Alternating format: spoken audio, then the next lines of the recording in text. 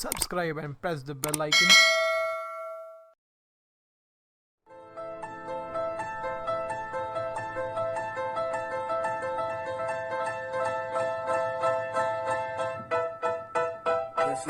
Hey guys, what's up? We are back on the podcast, the Strength Mobcast. So Vedant, let's start the podcast. Yes, today we have with ours Matt Cronin. Matt, can you please introduce yourself to the guests? Hey guys, how's everyone doing? My name is Matt Cronin. I am a powerlifter and powerlifting coach based out of the United States. I'm 22 years old, and I guess that's about it, right? Yeah, so Matt, can you tell us about more about your powerlifting journey? Sure. So I got into powerlifting when I was a teenager, probably when I was like 15 or 16, something like that is when I started.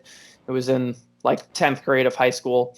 I originally just like picked up weights because I used to stay at home a lot to like watch my little sister during the summer, like while my mom went to work, and just kind of got bored and found like dumbbells in my house and kind of just fell in love with training and working out, and then eventually ventured into the weight room at my school, figured out what powerlifting was not too long later, and started to kind of get into that. Pretty early on, I got a coach. It actually was Sean Noriega, who I'm sure, if you guys know who I am, I'm sure you know who he is. So he was my coach for a good few years and kind of taught me a lot of what I know.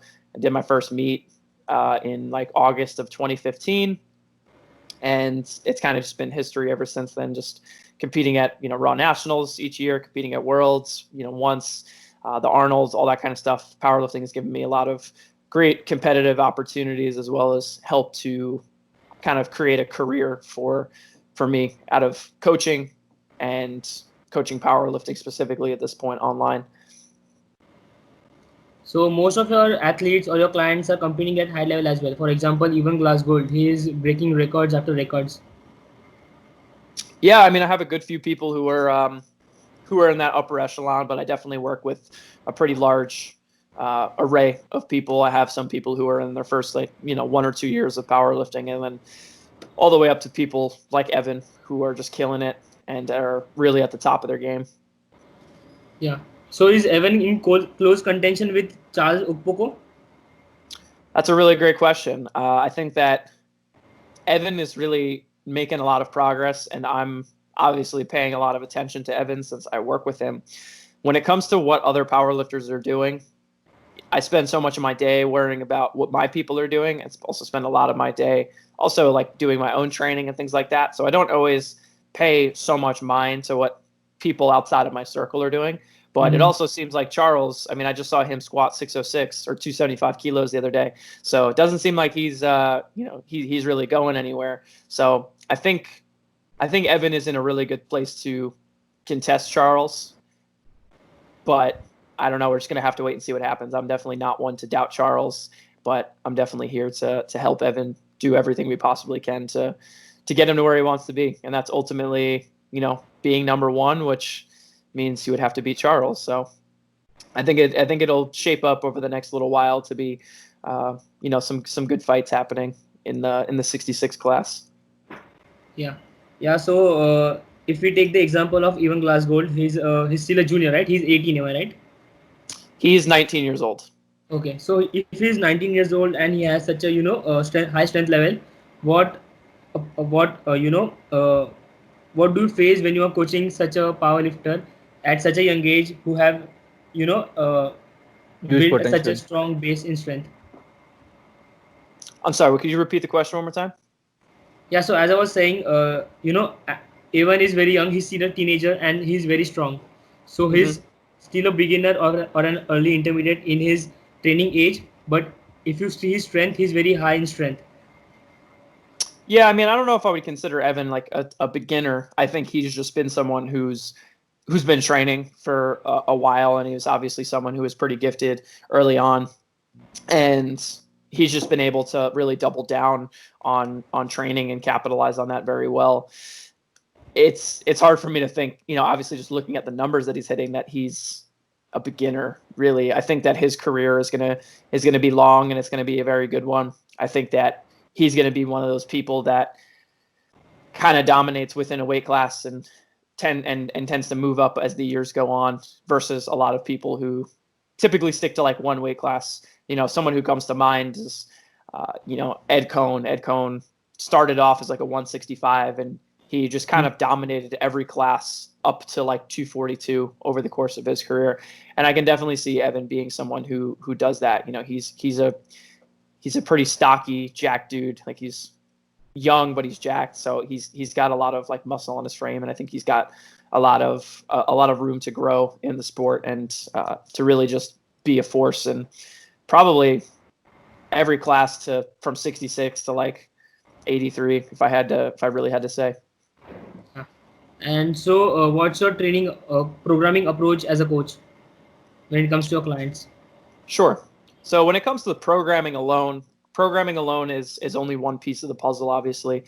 I'm someone who is very based in biomechanics, and I place a lot of emphasis on how people move and optimizing the positions that we're in order to get the most out of our training and to keep people hopefully healthier. I can't say that moving one way is inherently more dangerous than another way, but I do know that having certain ideologies with your position and biomechanics in mind, in my anecdote, has seemed to create more longevity for people to train.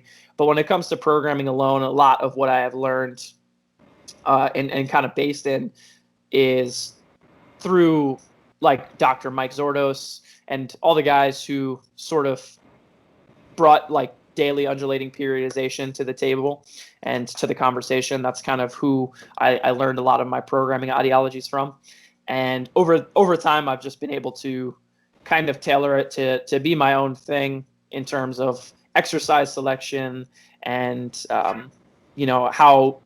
how I view the small changes and things like that. DUP is just like the skeleton of programming, but a coach is, the difference between every coach is how they view what's happening in front of them and what kind of changes they decide to make. So the training philosophy question is always a hard one for me to answer. I feel like I can ramble about that for a long time, I guess, but hopefully that kind of helps to answer your question a little bit. Yep. Yeah, and what's your take on the manipulation of volume and intensity when it comes to programming? Do you like program in blocks or phases, or do you just move from one phase to other? That's a good question. Over the years, when I first started off, things were definitely much more set in stone. Like, this is a volume block, this is an intensification block, sort of deal, and had those hard lines between them. But I think over the last few years, you notice that certain people do really well with certain, let's say if like you give them a volume block and then they start making all of these gains and hitting all these PRs, but then you bring them into an intensity block and then suddenly they're not making those same gains anymore. And to me, what that means is that block that you had anticipated to be a volume block for that person was just a very effective training stimulus for that person. So I've kind of gotten a little bit away, not necessarily intentionally, but I've gotten away from that whole idea of this like block periodization. Now there is still some like facets of that within my programming for particular people. We're leading into a competition. We need them to, be doing more singles and be getting them more prepared to do the big lifts at the absolute highest intensity that they possibly can. But for the most part, my idea is trying to find the training input that is going to help drive progress. And we're going to repeat that essentially until we need to make small tweaks or change it entirely or whatever, and just kind of rinse and repeat that from there. So I think that's one of the beauties of my coaching, is that it's very communication based, it's very hands-on. So I can view these things week to week and see how they're doing. And maybe you make progress for 6 weeks and then we decide to give you a little bit of a deload. And then we can look at what we have in front of us and decide, okay, let's just repeat this, or let's make this small change and then run everything else back. Or we can decide to go in a totally different direction. So I've kind of gotten away from the whole idea of like hard block periodization. And it seemed to work better for most of the people I work with. They seem to be making more progress more consistently and are just hitting bigger PRs over the course of, say, a year. So what will be the variables that you change per week in that period of 6 weeks? What would be a variable that I would change? Yeah, intensity, volume, or rep ranges or anything. Well, if you're changing rep ranges, you're going to change volume essentially. Mm. Yeah. So those kind of tie together.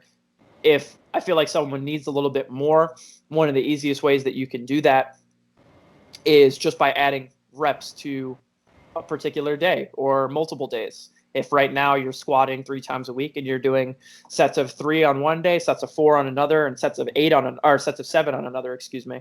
What did I say? 3. I meant to say 3, 5, and 7. Excuse me. Yeah. Okay, You you said said three, three, I five, four, was and and stumped there.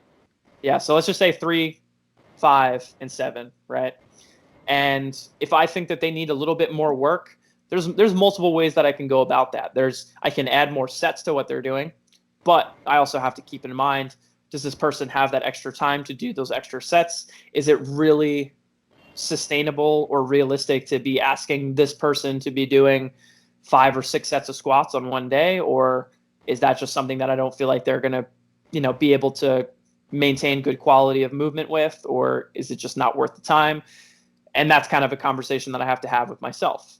It's kind of Mm. based on that situation. If I feel like they're better suited just doing more volume, but trying to keep the number of sets that they're doing the same, maybe I'll bump the day of 5s and 7s up to 6s and 8s or something like that. And now each set that you do is going to be accumulating, more volume Yeah. over the course of that week. So that's like one example of a volume tweak that I would make. And then if you're going to tweak intensity over the course of a training block that I write, intensity is going to kind of tweak. So the way that I typically write training blocks is that things kind of ramp up in terms of intensity. And the idea is that you almost have like a peak within that block. And once you hit that peak, where we kind of determine it's going to be or kind of assume it's going to be, maybe it's in the 4th week or the 5th week or the 6th week, who knows? But depending on the person, the idea is that we want them to peak in that last week of the training block, have a deload, have an easy week, and then if that block worked really well, repeat it for the most part with some small tweaks. Maybe those tweaks are to intensity in the first week. So, just trying to start a little bit heavier than you did in the last block and try to have the same rate of progression if possible, so that by the time you finish like the 4th week of your second block, hopefully you can hit 5-10 pound PRs on all your lifts or maybe some of your lifts or whatever. Yeah. And so let's say your athlete is in the off season and he is looking to grow some muscle, get some hypertrophy work in. So would you keep the amount of sets on the main movement the same and add some little sets extra on back movements or chest movements? That's a good question. It really, the short answer is probably yes.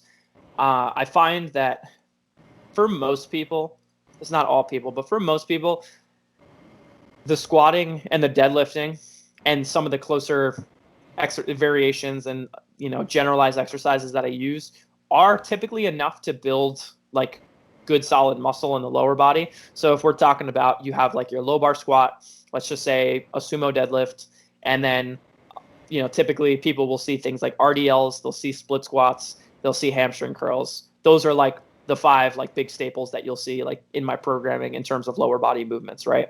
Mm-hmm. Those 5 movements I feel are usually enough for most people to create enough hypertrophy response to kind of put on muscle. Now, and there's obviously cases where that isn't happening.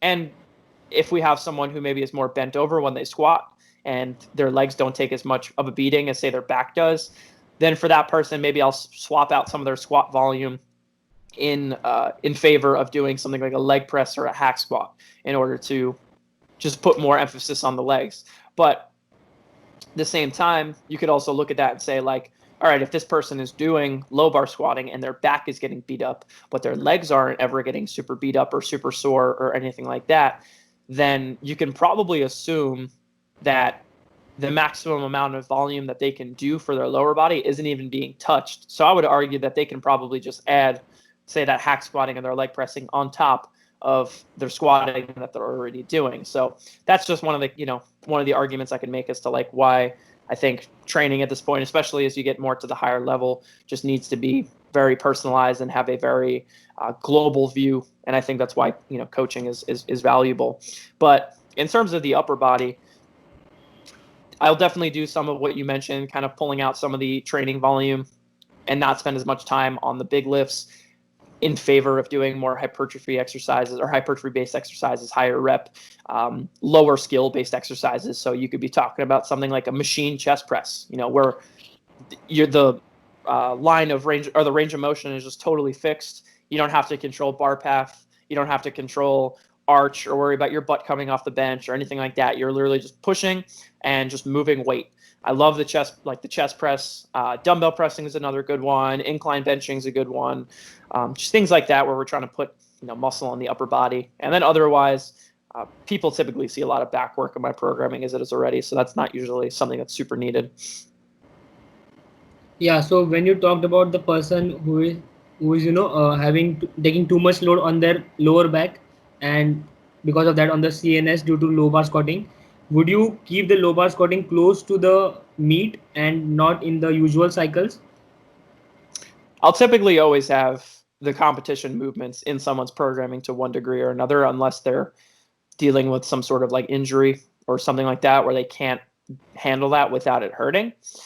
Just because I feel like it's very valuable to have that skill. And I think people who are dealing with that more bent over squat and maybe take a bit more heat on their low back, those people tend to already have like trouble squatting as it is. Like squatting isn't their favorite lift. It's not something that they feel comes very natural to them. So in that case, I want that person to practice it as it is. And maybe the volume on that does come down a bit in the off season. There's one gentleman that I coach. His name's Anthony Angelini, who comes to mind, and he is a very tall guy. He's got very long legs, very long arms. So his squat is very bent over. And something that we pretty much always go to for him, it's just like a staple in his programming, is like one day of the week he's doing, your low bar squat, and then one day of the week he's doing a safety bar squat, because that allows him to sit and have a little bit more of like a squat type pattern when he's squatting, and it allows him to accumulate a little bit more training volume with the squat itself and not have his back get as beat up. So that's a strategy that I use for that guy in particular. But he's always seeing low bar squatting to some degree or another. After a meet, it's hack squatting, it's leg pressing, things like that. But as we get a little bit closer, I'll usually opt to give him more of like safety bar work and try to bring the overall amount of workload that he's doing on the low bar up a little bit if he can manage it. Yeah, so as you talked about a person with long limbs, sometimes it could be difficult to figure out the stance or the way they should squat. So, are there any bullet points a person with long limbs should keep in mind when trying out different styles of squats or even stance? Yeah, that's a tough question to answer, I think, because I don't think it's only just built on long limbs. I think it's also built on, long limbs is part of it, but also torso is a big part of it. Yeah. This guy Anthony that I'm talking about, in comparison to his arms and his legs, he has a pretty short torso. So that's a big reason that he kind of gets as folded over as he does. So one of the best things that I think someone can try to do is do like anterior loaded squatting and find the stance that's most comfortable for you there. Maybe it's doing a goblet squat or a front squat or a Zercher squat or something like that. And finding the stance that feels really comfortable for you to just be able to sit straight down, keep your knees over your toes, and just have a solid back angle. And train that and feel good with that and see if you can kind of bridge the gap between that Zercher front squat and that low bar squat. I think a lot of people have in their mind that like a low bar squat should look super different from a, front squat or a safety bar squat or something like that. And while they probably will end up looking different in nature, I want the ideology of the squat to kind of pass over each individual variation. So if you're doing a goblet squat or you're doing a low bar squat, I'm pretty much going to be telling you to do the same things. I'm going to be telling you to feel your whole foot in contact with the floor with a little bit of an emphasis on your heels. I'm going to be talking about your like trunk position, talking about your rib cage and your pelvis, and making sure that those are in a pretty good alignment, stacked over one another, and you're not like overextending your back. And yeah, like those are like the two main things. I find that if you can keep those things locked in place, your foot pressure and your rib cage, your bracing, your pelvis, everything else kind of falls into place. And when you can simplify it like that, I can tell you to do a goblet squat, a front squat, a Zercher squat, a safety bar squat, high bar, a low bar squat, and kind of just have the ideas all be the same. It's just now you're kind of going up this level of difficulty over the course of that movement those variations or progressions. So again, it will end up looking a little bit different. But I think that the best thing that someone who's like longer limbed and has trouble squatting can do is spend a lot of time with weight in front of them squatting, because that counterbalance is going to make it easier for you to shift your weight back and be able to sit into your hips and kind of sit straight down and have that more vertical torso versus just putting a low bar on your back, which will typically want to kind of bend you forward a little bit more. Yeah, I think that's a great point that you just mentioned. Teaching them from a low threshold of exercises, less fatiguing exercises, and then moving to low bar and all those, which are high fatiguing. Because in the case of long limb people, you also see that they start their squat with a hinge, a little back, and then squat down, which moves their actually the we should be maintaining a straight bar path throughout our midfoot, and it actually puts their the straight line in front of the foot, if you know what I'm Yeah, saying. 100%. When you hinge back, a couple things tend to happen. If you start your squat and just automatically push your hips back before you bend your knees, and I honestly don't even really cue most people to push their hips back when it comes to squatting, really, like ever, because like I said, if I can get your foot pressure to be good and I can get your bracing and your like rib and pelvic position to be good, and then I tell you to just sit down, most of what needs to happen in terms of hip position and like all these angles and stuff, it's already going to kind of naturally happen. So when it comes to people who push their hips back, typically the second that you drive those hips back but your knees are still like kind of locked, you're already setting your pelvis back behind your ribs and making it more of an extended back position. Your pelvis is going to tip forward, and then like you said, the bar will maybe want to drift out in front of your midfoot. You get down to the bottom, now your knees bobble forward and then they come backward, and then the bar shifts back, and it just kind of turns into a mess versus being able to maintain that the whole time. Yeah, and do you think there are some drills like bird dogs or dead bugs that could teach, or the 1990 hemi bridge that could teach the lifter, a pelvic and rib position to stack it better? Yeah, where I got a lot of my training background, I actually worked at a strength and conditioning facility. So working with all types of field sport athletes, baseball players, football players, wrestlers, track athletes, everyone under the sun. I worked at this place in New York, in Farmingdale, New York, called Superior Athletics, and they helped really drive my career in the direction that I wanted it to go. And having that strength and conditioning background has really helped me be able to step outside of the powerlifting bubble and look at problems with a little bit more of a, I guess, just like strength and conditioning eye, which I think kind of gives me a little bit of an edge. And that was one of the big things that I learned there in terms of like positioning, is those like ground-based drills and core movements that help. The one, they're going to help build strength. Doing a dead bug is going to help build strength in your abs and your all the muscles in your core, things like that. Yeah. But at the same time, it's also helping develop a good relationship with your brain and helping you build context for what you need to be feeling when it comes to doing a squat. So if you're going to pair a dead bug and a squat, you have that person do a dead bug and you say, okay, I want you to reach your arms to the ceiling and I want you to exhale until you feel your low back just like sink into the floor. Okay, now hold that position and then bring your arms overhead, kick your feet out, whatever variation of the dead bug you're doing. And now you bring them to the squat and you say, okay, remember when I told you to exhale and feel your low back sink to the ground when you did the dead bug? I want you to try to feel the same things you felt then on your squat now. So when they exhale, their rib cage position drops down, excuse me.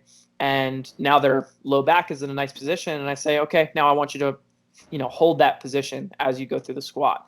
If it's someone I'm in person with, I can kind of give them a little bit of like, tactile feedback. I can kind of, give them like little jabs in the stomach, not like actually punching them, but kind of just making sure that they're keeping that rigidity in their abs and their core, their trunk as they're going through that squat. And that was one of the best tools that I could ever learn, is if someone's not doing the movement right, you can only hammer them over the head with like the same movement and same cues so many times before, they're just going to get pissed off and not want to train with you. And you're going to have to go to something else.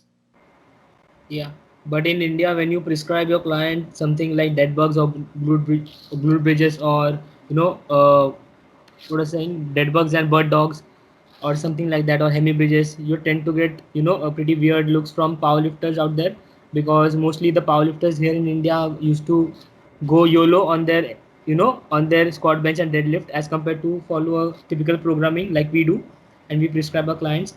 And they mostly think the concept of bracing and breathing doesn't exist. You just have to tie your belt around your lower back and just squat down. that's As tight as that's how you possible. squat basically. No, the key Yeah, point you're missing, as tight as possible. Yeah, remaining yeah, as tight as possible. yeah, Also, one guys hundred are like percent. pulling their belts with help of two more guys so that it can be more tighter. And that missing the entire point of keeping the tight and keeping the core tight and breathing into the belt. Yeah.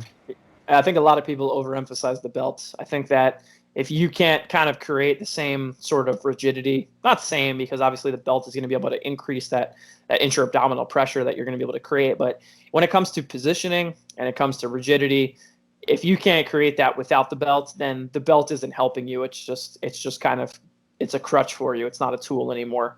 You're leaning on it more than it's leaning on you, I guess. Yeah.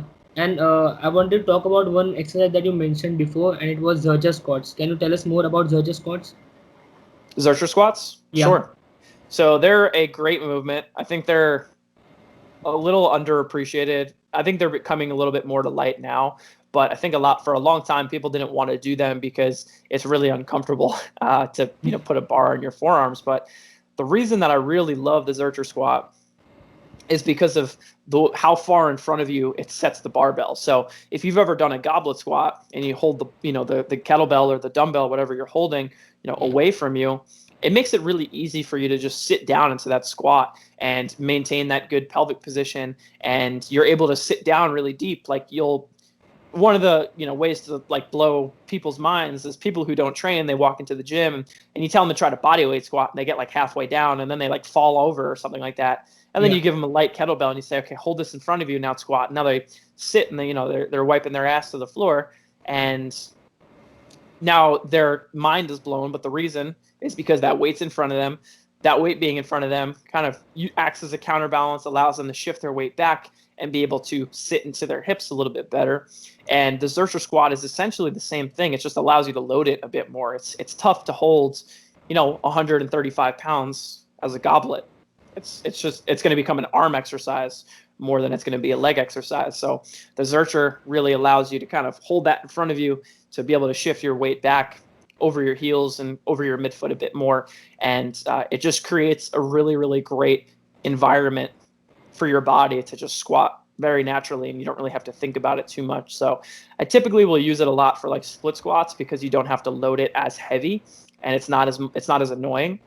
But yeah, I love them. I've been dealing myself with a little bit of like this kind of hip issue.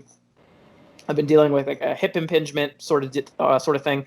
So that's been bugging me when I'm squatting, but I'm able to do like a Zercher split squat or a Zercher front foot elevated split squat and really load those up and really smash my legs just because of that pelvic position that it creates. And I don't get any of that pinching in my hip when I do that one. So I love that one. I think it's one that a lot of people should have in their arsenal. So are you saying that Yeah, doing Zercher squats will grow my biceps as well as my quads? It very well might. Yeah, Aniket, you were saying biceps or something. forearms. Yeah, Matt. As you said, you had some impingement issues. So I'm dealing with some hip issues right now. So I prefer like doing the airplane thing for hip Fair warm up point. mobility. Yeah. So what do I do? I just stand on like a Romanian deadlift single leg position and just turn my hips Yeah, and so you kind open of it open like, up and then close. yeah, and I hold it for like 10 to 20 seconds, and I feel a stretch. Then after that, the pain is gone. But after squatting, the pain is right there again. So what can we do about it? Well, I want to first say that I'm not a physical therapist or any sort of Yeah, professional. So everything I say, I want you to take with a grain of salt, as well as for all of your listeners. I'm not a doctor of any sort or anything like that. But based off of the way that I kind of view training and my model is, I would assume that, or let me back up a little bit. So if you're familiar with the pelvis, each side has the ability to kind of move and rotate at its own level, right? And when you walk, they kind of counteract each other. They move in two different directions. Now, a lot of times, just due to human, movement and the way that we just kind of live our lives, and internally we're not really built symmetrically. You have like your heart on one side and all of your organs kind of displaced unevenly or asymmetrically throughout your body. It creates these patterns that humans just typically fall into, which is like most people, if they hip shift, they're going to hip shift to the right. That's just like one of the most common ones that pop up.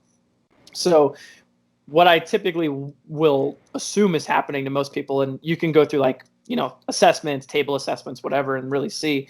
But I would assume that one side of your pelvis, do you mind me asking which side that your hip is bugging you on? Right.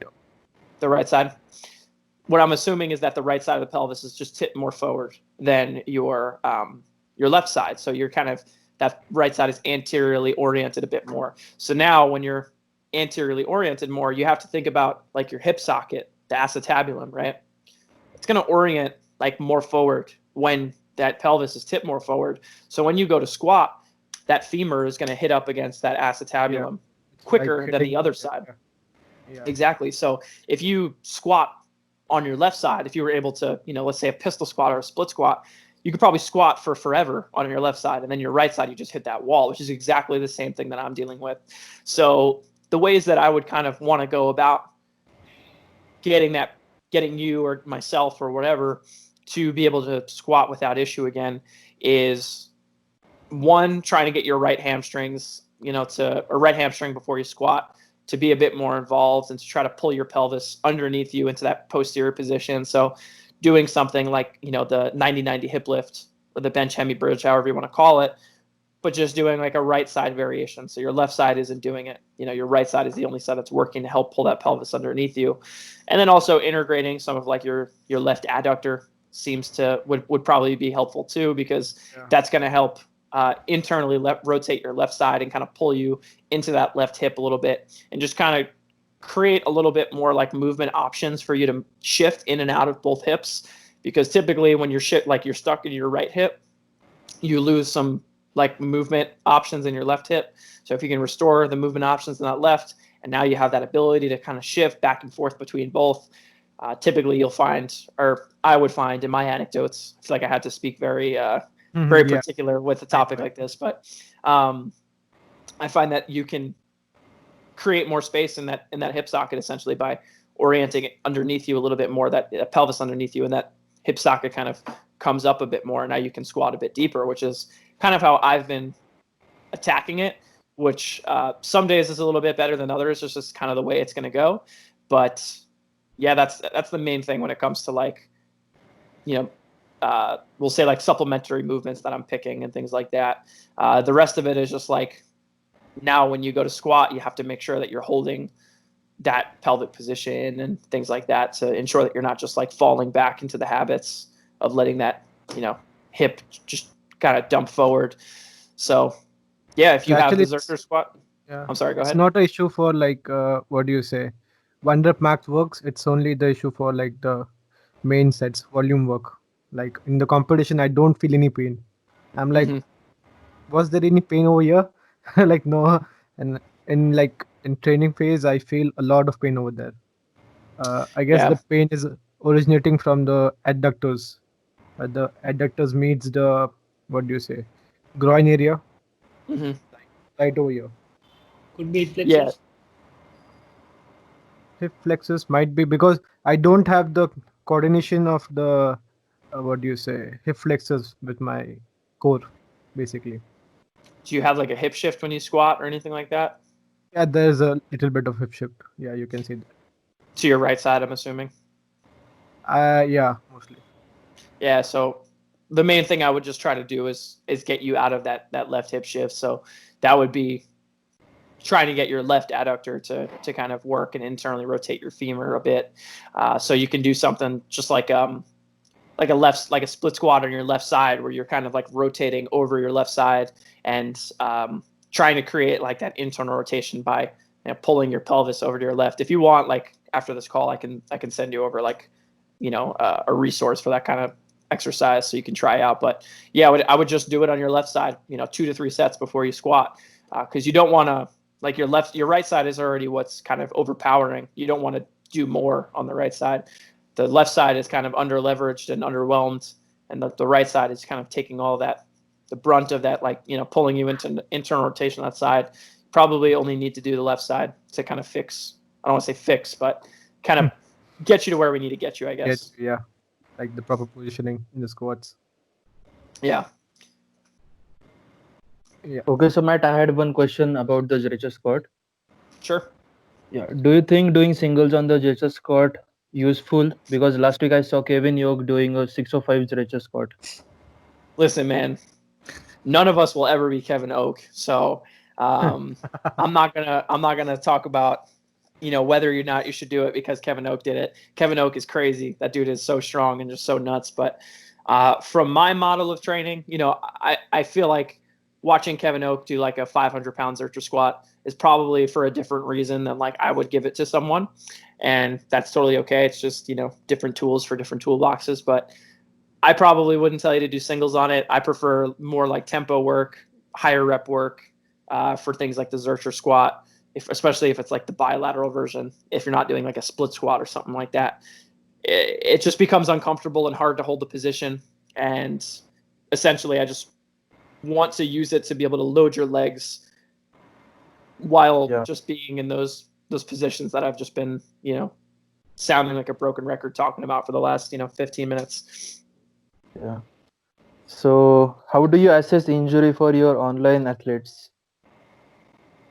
Well, I don't want to say I assess injury, but if someone is dealing with injury, let's say something's bothering them or something's hurting them, and they say like, "Oh man, like my knee is hurting or my hip is hurting or something like that," I do have a couple like assessments that I go through. I'll send them videos and say like, "Hey, do these assessments and film them and send them over to me."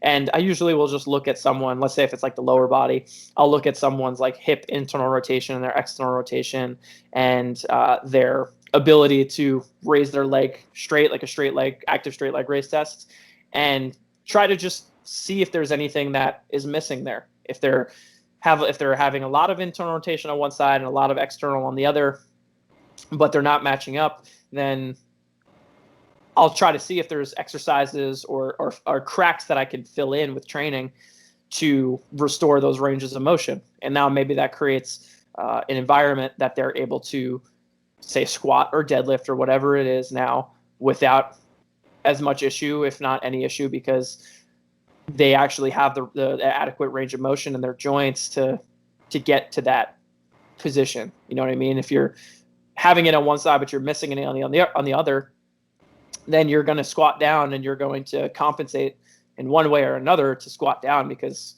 when you do the assessment, if you don't have enough to get you down to that full squat depth, enough hip flexion or whatever, but now you're just sitting down into this deep squat, like, that something authentic is not happening there. There's something that's compensating, right? So that's kind of how I view that. And if that doesn't work, and obviously modifying training loads, volume, exercises, whatever, just trying to find a way for them to train without issue. If that doesn't work, I will suggest like, hey, you should probably go see like a physical therapist. But I think a strength coach is kind of should act like the first line of defense, I guess, just because I think that strength conditioning and like physical therapy, they're not that different. Good physical therapy is strength training, typically speaking. If you're someone who's like coming back from a, major surgery or something like that, it's a lot more scaled than that. It's going to be something that looks very different. But if you're someone who's dealing with like a chronic injury or something like that, something like an overuse, strength and conditioning and physical therapy don't really look all that much different. So I think a good strength and conditioning coach has like the tools in their toolbox and the ability to assess situations and see if there's anything that's just obvious lagging in front of them, and be able to integrate what is needed into their strength training in order to create hopefully a better environment for that person to lift. And again, if not, the issue is a little more complicated than is beyond your comprehension, then don't be afraid to refer out and send that person to a physical therapist. Okay. So Matt, I have one more question. As strength coach, how can we learn about injuries and how to deal with it?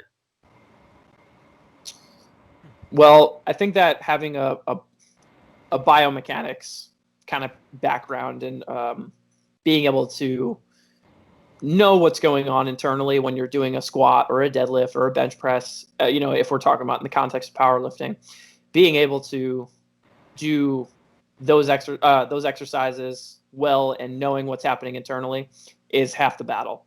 And because if you don't know what's supposed to be happening when you're bench pressing or squatting or deadlifting, and then you start to deal with issues, you're not going to know where to go because you don't really have a good starting place.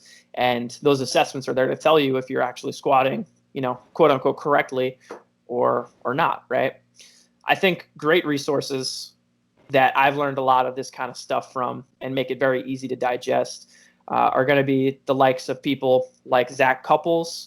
He runs, he has like seminars that he does, and he has a lot of online material. So if you just search his name on, say, YouTube or whatever, he's got a lot of stuff, a long laundry list of stuff. Zach Couples is great.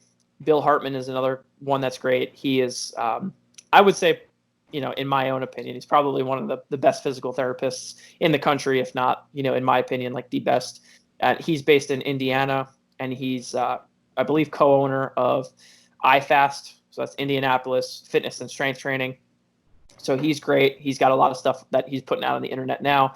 And then the last one I would say is Dr. Pat Davidson. Pat Davidson's based out of New York City. He has a lot of great resources online, whether free, and he also has a on the Hype Gym. The gym he trains at is called Hype Gym. On their website, he has some like educational stuff that you pay, X amount of dollars for each month, and you have access to his like movement library, which basically he talks about like, what you're looking to achieve when it comes to a squat and going through like all the variations, really like hours and hours of just him coaching these exercises, as well as he has something called the Power Hour, which is basically in New York City. If you live there or if you want to travel, you can go there. It's one day a week for like an hour or something like that. And I believe it's totally free to just sit in on a lecture. And he just talks about whatever he really wants to talk about. And he's got, I don't even know how many at this point, but a ton. And you can subscribe to their monthly service or whatever and just go through and watch all of them. He's got so many gems in there and so much gold in there. So those are the first three that really come to mind when it comes to that stuff. Also, another one that comes to mind is a guy named Will Crozier. Will Crozier is a crazy strong power lifter out of Australia. He's I believe he won Pro Raw in 2018 or no, I think 2019. He won Pro Raw as a 110 kilo, I want to say. The dude is an absolute freak. He's crazy, but he's also very well versed in this stuff. And I think he does a really good job of explaining how to understand it and how to coach it and all that kind of stuff. And I actually did a mentorship program with him, and he was a great teacher. And I don't know if he's doing another one of those at some point or another, but either way, he's got a lot of good information, and he's just a really good person to follow along with because he's also in powerlifting and he knows how to integrate that stuff into powerlifting really well. And then lastly, like there's a ton of people that are always talking about this stuff, and the ones that I appreciate and respect are Sean Noriega. Brad Couliard is another one who's very good at the stuff, but he's a little bit of an enigma on social media. He doesn't post too much. But yeah, I think that those are all great resources to start. Even if you pick just one of those people, you're going to be in a good spot. What about the man, the myth, the legend, Squat University? Don't even get me started on that dude, man. Squat University is I don't know. I feel like when I go through Squat University's Instagram, I feel like most of what he's putting up there is him just like having to meet some sort of quota, like to post X amount of times a week or X amount of times a month, because so much of it is just so like misled and just so bad and just doesn't make sense, or it's just like a lot of it's kind of fear mongering, just talking about like you're gonna get seriously injured when you train or whatever. I'm just not a fan. I think that he could be doing things a lot better, but I guess that's just me. Who am I? I think they're just overemphasizing on small things like the little hip shift or a little knee valgus. Can create more injuries in future. Yeah. One more time. Vedant. Aniket? Me or Aniket? I didn't really hear what either of you guys said. Yeah. So I was saying that those guys overemphasize on a little mishap that happen in the squat, like hip shift, small amount of hip shift, or even knee valgus. You're talking about Squat University? Yeah. Yeah. Yeah, I think he just seems like someone who maybe because I think it's one guy who runs it, but just seems like Alan someone Hart. who, yeah, it seems like he just tends to, I don't know, convolute things a lot more than maybe they need to be, and yeah, I don't know, I think just makes people be like, oh man, if you're dealing with like this small bit of a hip shift, like you're gonna die or something like that, and that's not usually the case. If you have a small hip shift and you're not in pain, I don't think it's a big deal. It's probably not going to really, hold you back in training much at all, just because, like I said, we're all built asymmetrically, so it's only natural that we have some small asymmetries when we train. But again, if they start to become bigger and they start to, bother you and actually hurt you, that's a whole, different story. But yeah, like I said, who am I? I'm not a physical therapist. I'm, just Matt, just strength coach. Matt, just one question. Like, are you drinking iced tea right now, or is it ACV? This is actually iced tea. It's blueberry green tea. It's great. Okay, pretty Nice. cool. Yeah, Don't Niket, have go any ahead. over here. Yeah. So, Matt, I had some questions about back mechanics and shoulder mechanics.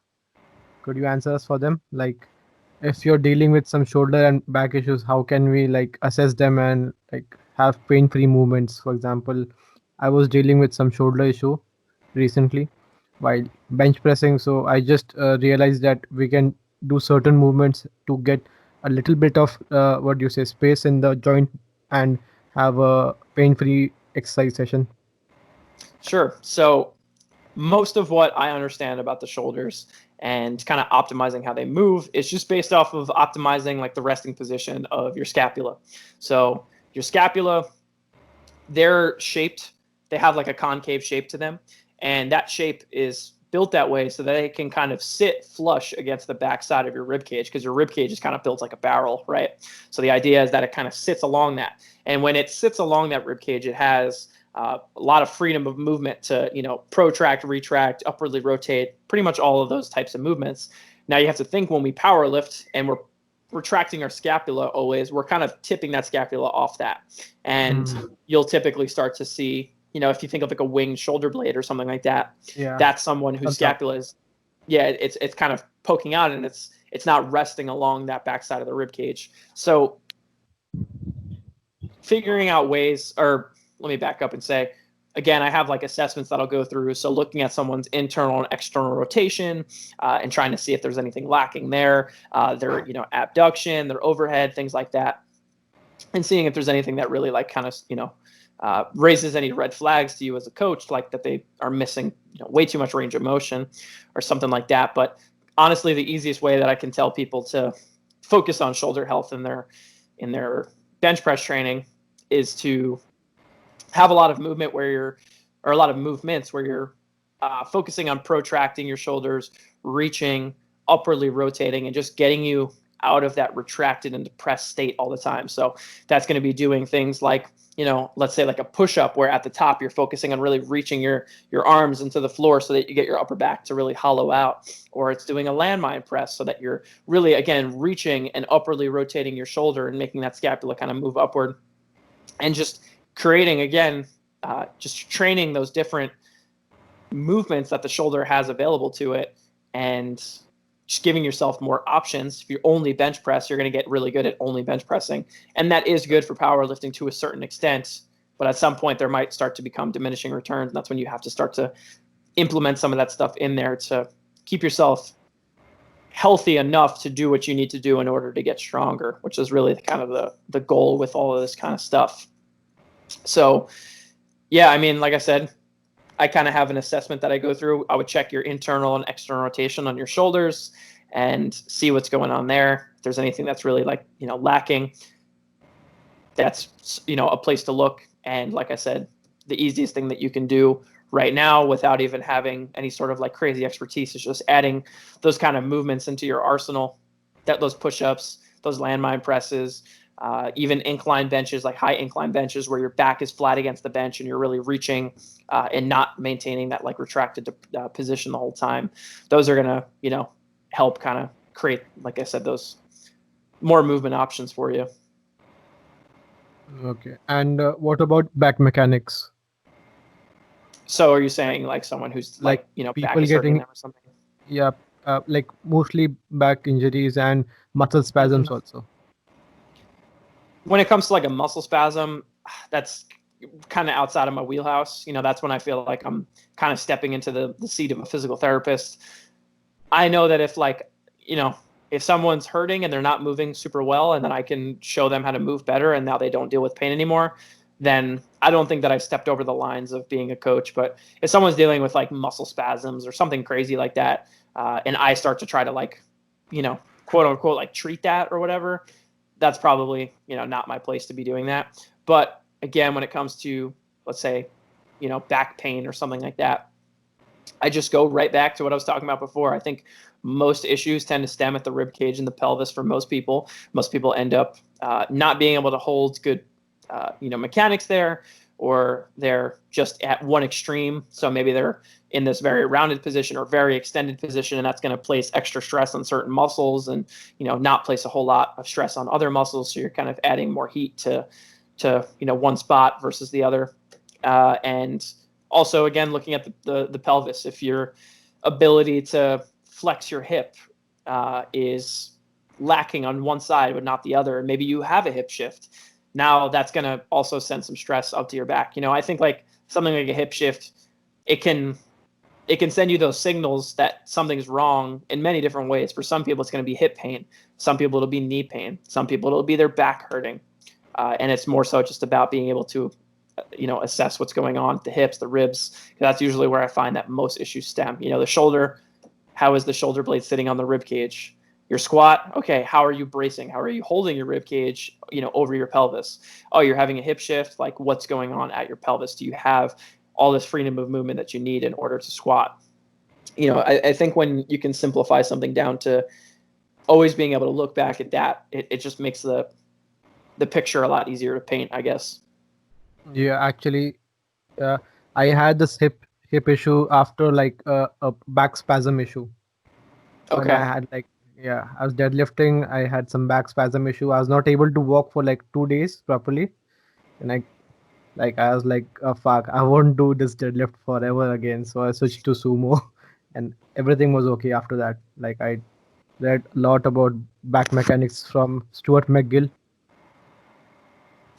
I know a lot of people really like Stuart McGill stuff. I actually haven't looked like too much into his stuff at the surface level. I'm not necessarily like, it's not where I would go, but I also would have to read up on more of what he does and what his philosophy is in order to like really develop an opinion on whether I agree or disagree or not. But if it helps you, man, that's awesome. Like I can't if something works, I'm not going to argue it to that person. I I guess it's like more of a mental thing. If you're like focused on the injury, it will reoccur anytime soon. And if you're not focusing on it, you're like, I'm all good. It won't, because like there's lot of new research coming in the pain and size thing. Like if you are thinking about the injury, it will reoccur again and again. What do you think? 100%. And this is me speaking entirely from experience. So, take it with a grain of salt. But I dealt with myself for some pretty rough knee pain for like 18 months on and off. It really held me back for a long time. And pain was pretty significant. It was, going up and down the stairs at my house. Like I would, where I lived at the time, like I would have to walk down like basement stairs to get into, my apartment. And, every time going up and down those stairs, it just hurt. So for being an 18 or 19-year-old kid, like that was kind of scary. So this is where I really started to dive deep into all this biomechanical stuff and whatever. And, I looked at my hip shift and how to fix that and all this kind of stuff. And eventually I did fix the hip shift, and knee pain was still kind of on and off there. And I was always thinking about it. It was always in the back of my mind. So I decided one day to say, like, all right, here's the deal. If it's supposed to hurt me, it's going to hurt either way. Like, but if it's not supposed to hurt, because I know that obviously your brain plays a really pretty large role in pain science. And it's a very psychological thing as well. And I was just kind of catching on to that. So I was like, all right, I'm going to squat. I'm not going to think about my knee hurting, because if it's supposed to hurt, it's going to hurt anyway. But if it's okay and there's not actually any tissue damage that's there anymore and things are all healed and I'm good to go, then maybe it won't hurt if I don't think about it. and it kind of worked. And that was like, I guess, my introduction to pain science. Like I had never really heard too much about it beforehand. I had kind of just like, I've read somewhere about like your body having like, pain receptors. And when you injure tissue, the pain receptors surrounding that area just become a bit more sensitive or something along the lines of that. And they'll, take signals or send signals or whatever a lot more easily than if the tissue was never injured. So that's kind of where I kind of came up with that in my brain. And at this point, it's like for people who are dealing with like chronic stuff, I tend to, after a certain period of time, if they're moving well and whatever, I tend to kind of give them the same sort of spiel. I say like, hey, just try this. Like pain is very psychologically based. And if this works, then that's great. And, you're able to train again. So I haven't dove too deep into all the pain science stuff just because it's kind of a intimidating topic, I guess. There's like seems to be like a lot of stuff surrounding it. So I haven't dove too deep into it, but that's the extent of my pain science knowledge right there. It's very complex. I was trying to read. I was not able to understand a single word. Like, fuck, what is this I'm reading? So I tried. Yeah. So, so Vedant, do you have any questions for Matt? Yeah, Matt. So as I was saying, do you add any prehab work in your athletes, mobility routine or something they do before they get under the bar? So yeah, most people that I coach, I'll start off giving them just something general. It'll typically just be like something like a 90-90 hip lift, bench hemi bridge is what I typically call it, but it's kind of got those two names to it. So yeah, that's like a good one to start off with, just because like I don't think that you can ever do like too much of that. I don't think that doing that is ever going to cause any issue. If anything, it'll just like, it won't do anything other than just like get your hamstrings and your abs kind of fired up a little bit. So people will typically always see that, as well as just starting off with something like a heels elevated goblet squat for a tempo is just like another one that I'll kind of have people start off with. I like to try to start without things being super complicated and just pretty basic level, and seeing if that helps to kind of fill in some of the cracks that most power lifters tend to have. And if that doesn't, and if someone develops an issue, then obviously we'll start to, dive a little bit deeper and see if there's anything more personalized we can give to that person. But pretty much everybody will have something in their programming, unless they already have something that they do before they train that they really like to do and they feel like helps them, whether that's from it's doing something from a physical level or a psychological level or whatever it is. Then I'm not going to mess with that. Just if it's working, I'm not going to fix it. So, but most people who like want something or like, oh, like, do you have any warm-ups to give me? I'll always kind of just start off with things like that. Yeah, and I think warm-ups are a good thing, a good pre-workout kind of thing, just to get them into the groove of things and just to imitate that position before they get under the bar. Yeah, I think a lot of people who, especially ones who don't necessarily work with coaches, who are maybe they don't work with a coach in general at all, or they work with coaches who don't specialize in that stuff, or like think that stuff matters as much, or whatever the case is. They tend to just kind of be lazy about warm-ups. If someone's not telling them to do these things, like they may do something, but they kind of like half-ass it a little bit, or they don't do anything at all, and they just kind of go in and get under the bar and whatever. And some people can get away with that. That's fine. Some people can't, and some people will develop, maybe some sort of issues that they need to kind of work around or whatever. But it's always a case-by-case thing. You just got to view the person for what they are. I'm sure there's plenty of people who can just get right under a bar and never deal with any issues, but that's not a lot of the people that I work with. Yeah, so like having no warm up and just getting into the under the bar and starting squatting could be one of the few things that leads to some issues in the future. So do you think there are some other things like this that athletes usually do that lead to the issues? Are you saying just like general things that people do that Yeah, tend to? general things apart from the warm up. I mean, not really. Like I said, training is such a person-to-person thing, and there's certain people who can just train and will literally never have to do any of that stuff. And for me to just say that like, oh, everybody's going to get issues if they just do this is probably just wrong, and potentially like irresponsible of me to say. So I don't want to say that there's anything that I think like not doing any warm-ups is going to lead to or whatever. I kind of view this stuff more as like powerlifting training and the way that we, most people train tends to leave some stones unturned and tends to favor certain positions and favors like compressive, training strategies and things like that. So there's cracks that are typically in, people's games, like, and movements and muscles that they're not actually really targeting too often. And that's, going down to unilateral work, that's going down to core work, things like that. That's people I'll always like kind of fill into people's programming, but I'm definitely not going to say like, oh, if you just like don't warm up or get under a bar, like you're going to get hurt or you're going to deal with any issues. Cause if I say that, I feel like I'm just doing the same thing that like Squat University, is saying or doing. So that's kind of just, I know that I kind of just like beat around the bush with that question.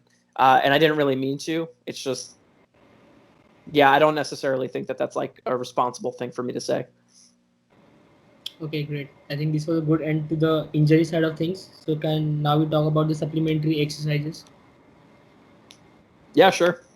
Yeah. So how do you assess the need of which exercise that you need to do as a substitute movement for the SBD or the close variations? Well, I typically kind of have an idea in my head. Like everybody is going to probably see unilateral work. Everybody is going to see some sort of like core work. Everybody's going to see some sort of hinge work, like an RDL or something like that. And it's more so just about seeing where that person is at the moment in whether their training cycle or their training career and deciding what it is that person needs. If we're further out from a competition and like someone isn't going to be doing like as much, say, sumo deadlift volume, maybe I'm going to give them barbell RDLs or something like that. And I'm going to give them a suitcase hold or a suitcase carry with like heavy load. But as we get closer to a competition and that person needs to ramp up the amount of work that they're doing on, say, a sumo deadlift or whatever, I'm not going to have them spend as much time doing like heavy barbell RDLs or suitcase holds.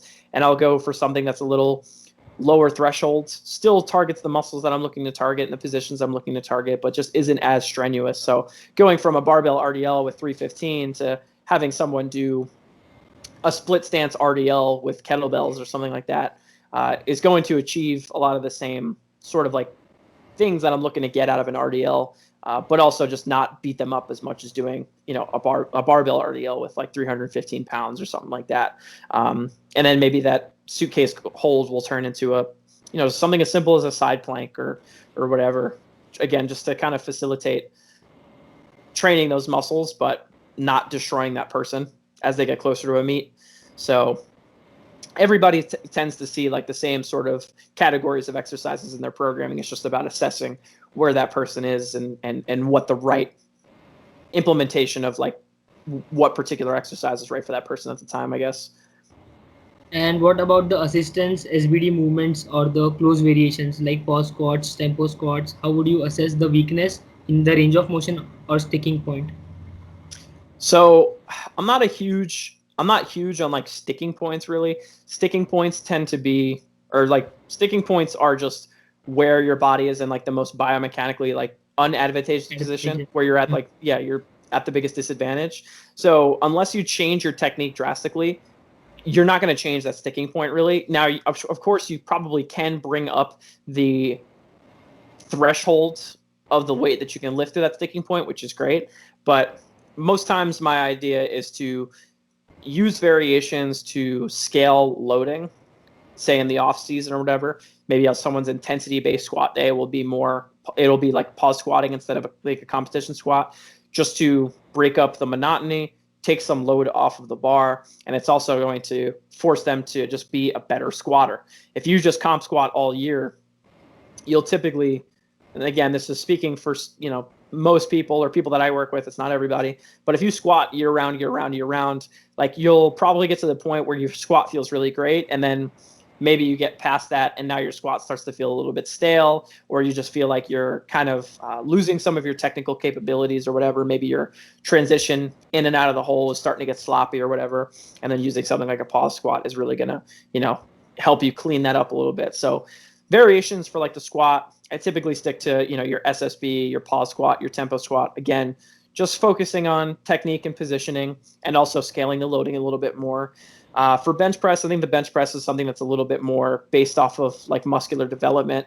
So people will see a lot more work that's focusing on more range of motion than you would typically get in like your competition style bench press, or talking about a close grip bench or a feet up bench. A Larson press usually is like the same ish range of motion, but you're taking your leg drive out of it, so your upper body has to work a bit harder.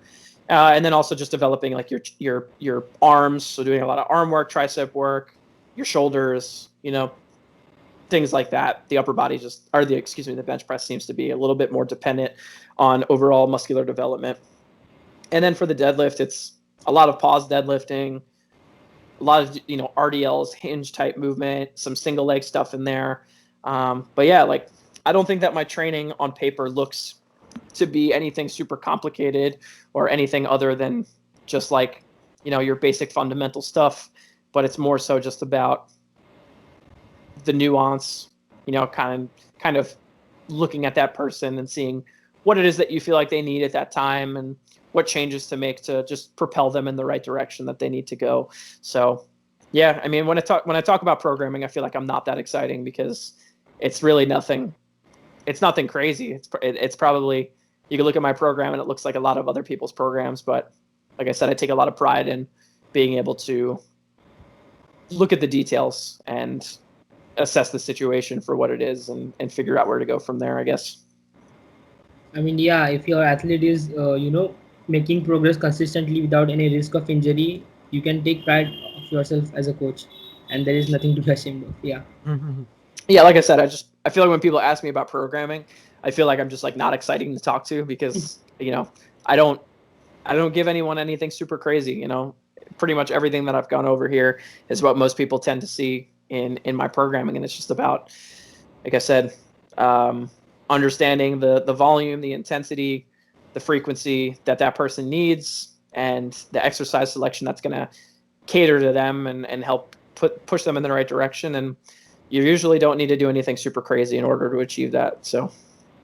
And Yeah. have you seen any, instances where your athlete can be more stronger on close variations of the SBD than the actual movement?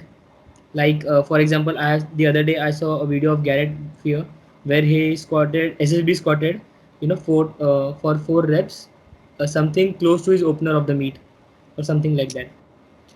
I rarely see that, but I actually do have one guy that I work with who recently, his squat has always kind of like held him back. He's always felt like his squat has been hard to progress. And during quarantine specifically, because he couldn't go to work and he was staying with his parents, he was sleeping way more than he ever has, eating better than he ever has, and his training has been going better than it ever has. And what he kind of was dealing with like a little bit of like an adductor issue that was ongoing.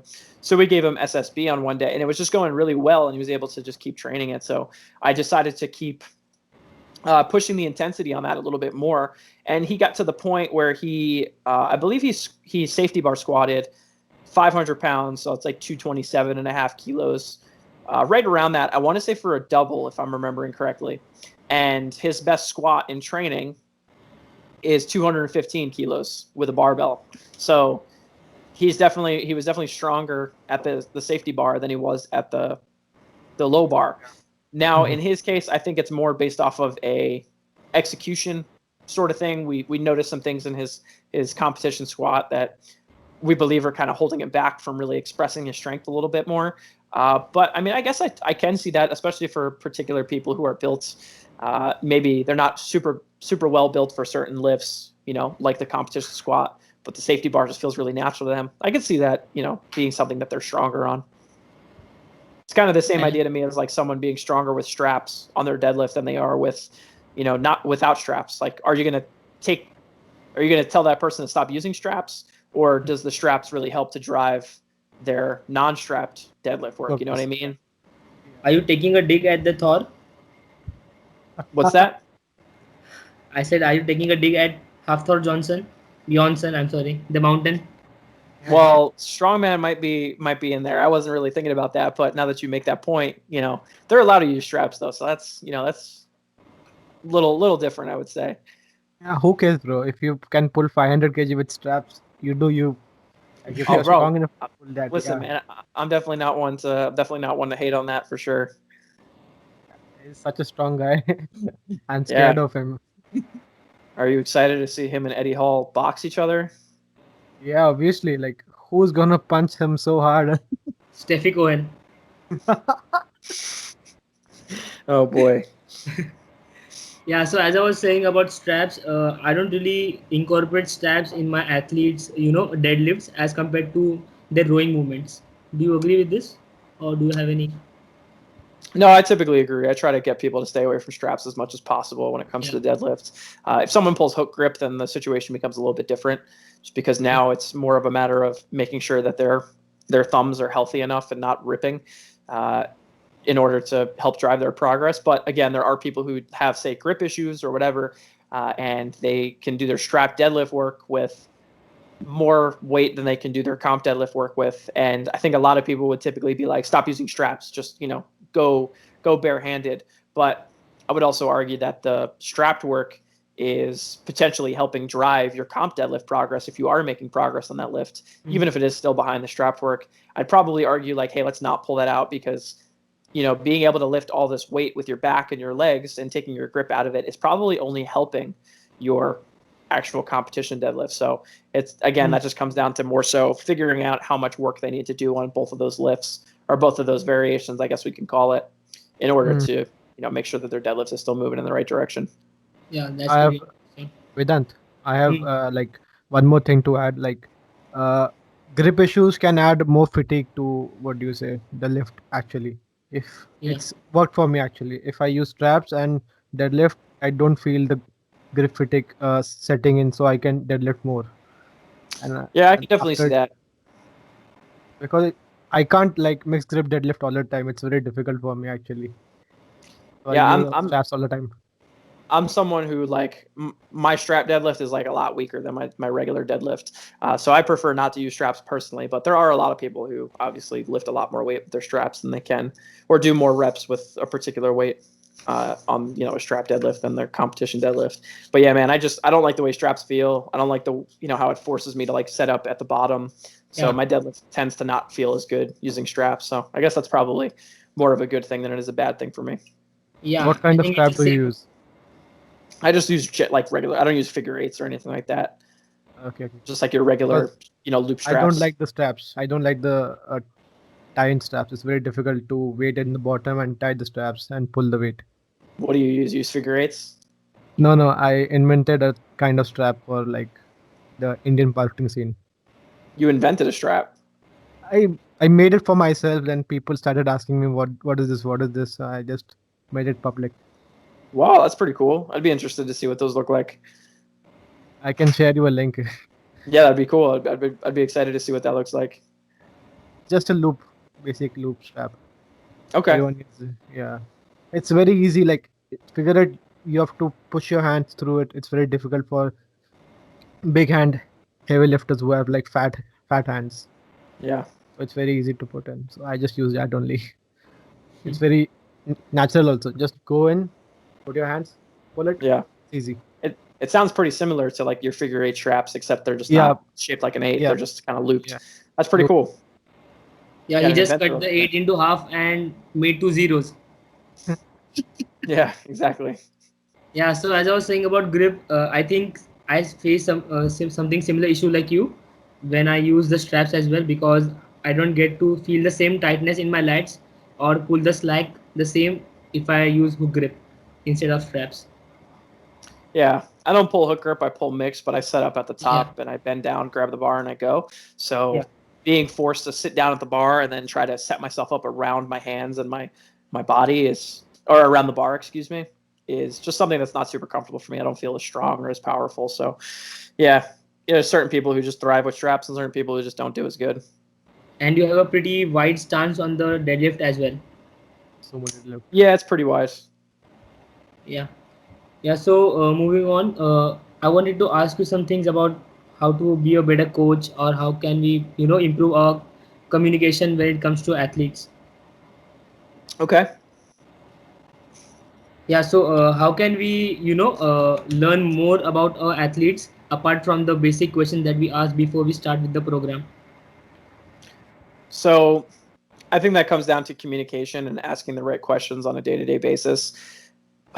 I think that in terms of like having something that the athlete can fill out daily or weekly in terms of how they're feeling, what their nutrition looks like, and how, competent are they being with that, their sleep, all that sort of stuff. Just having those like daily or weekly questions, however you like to structure it, that just kind of help paint a picture of like those athletes, their tendencies and maybe their drawbacks and the things that they need to improve on.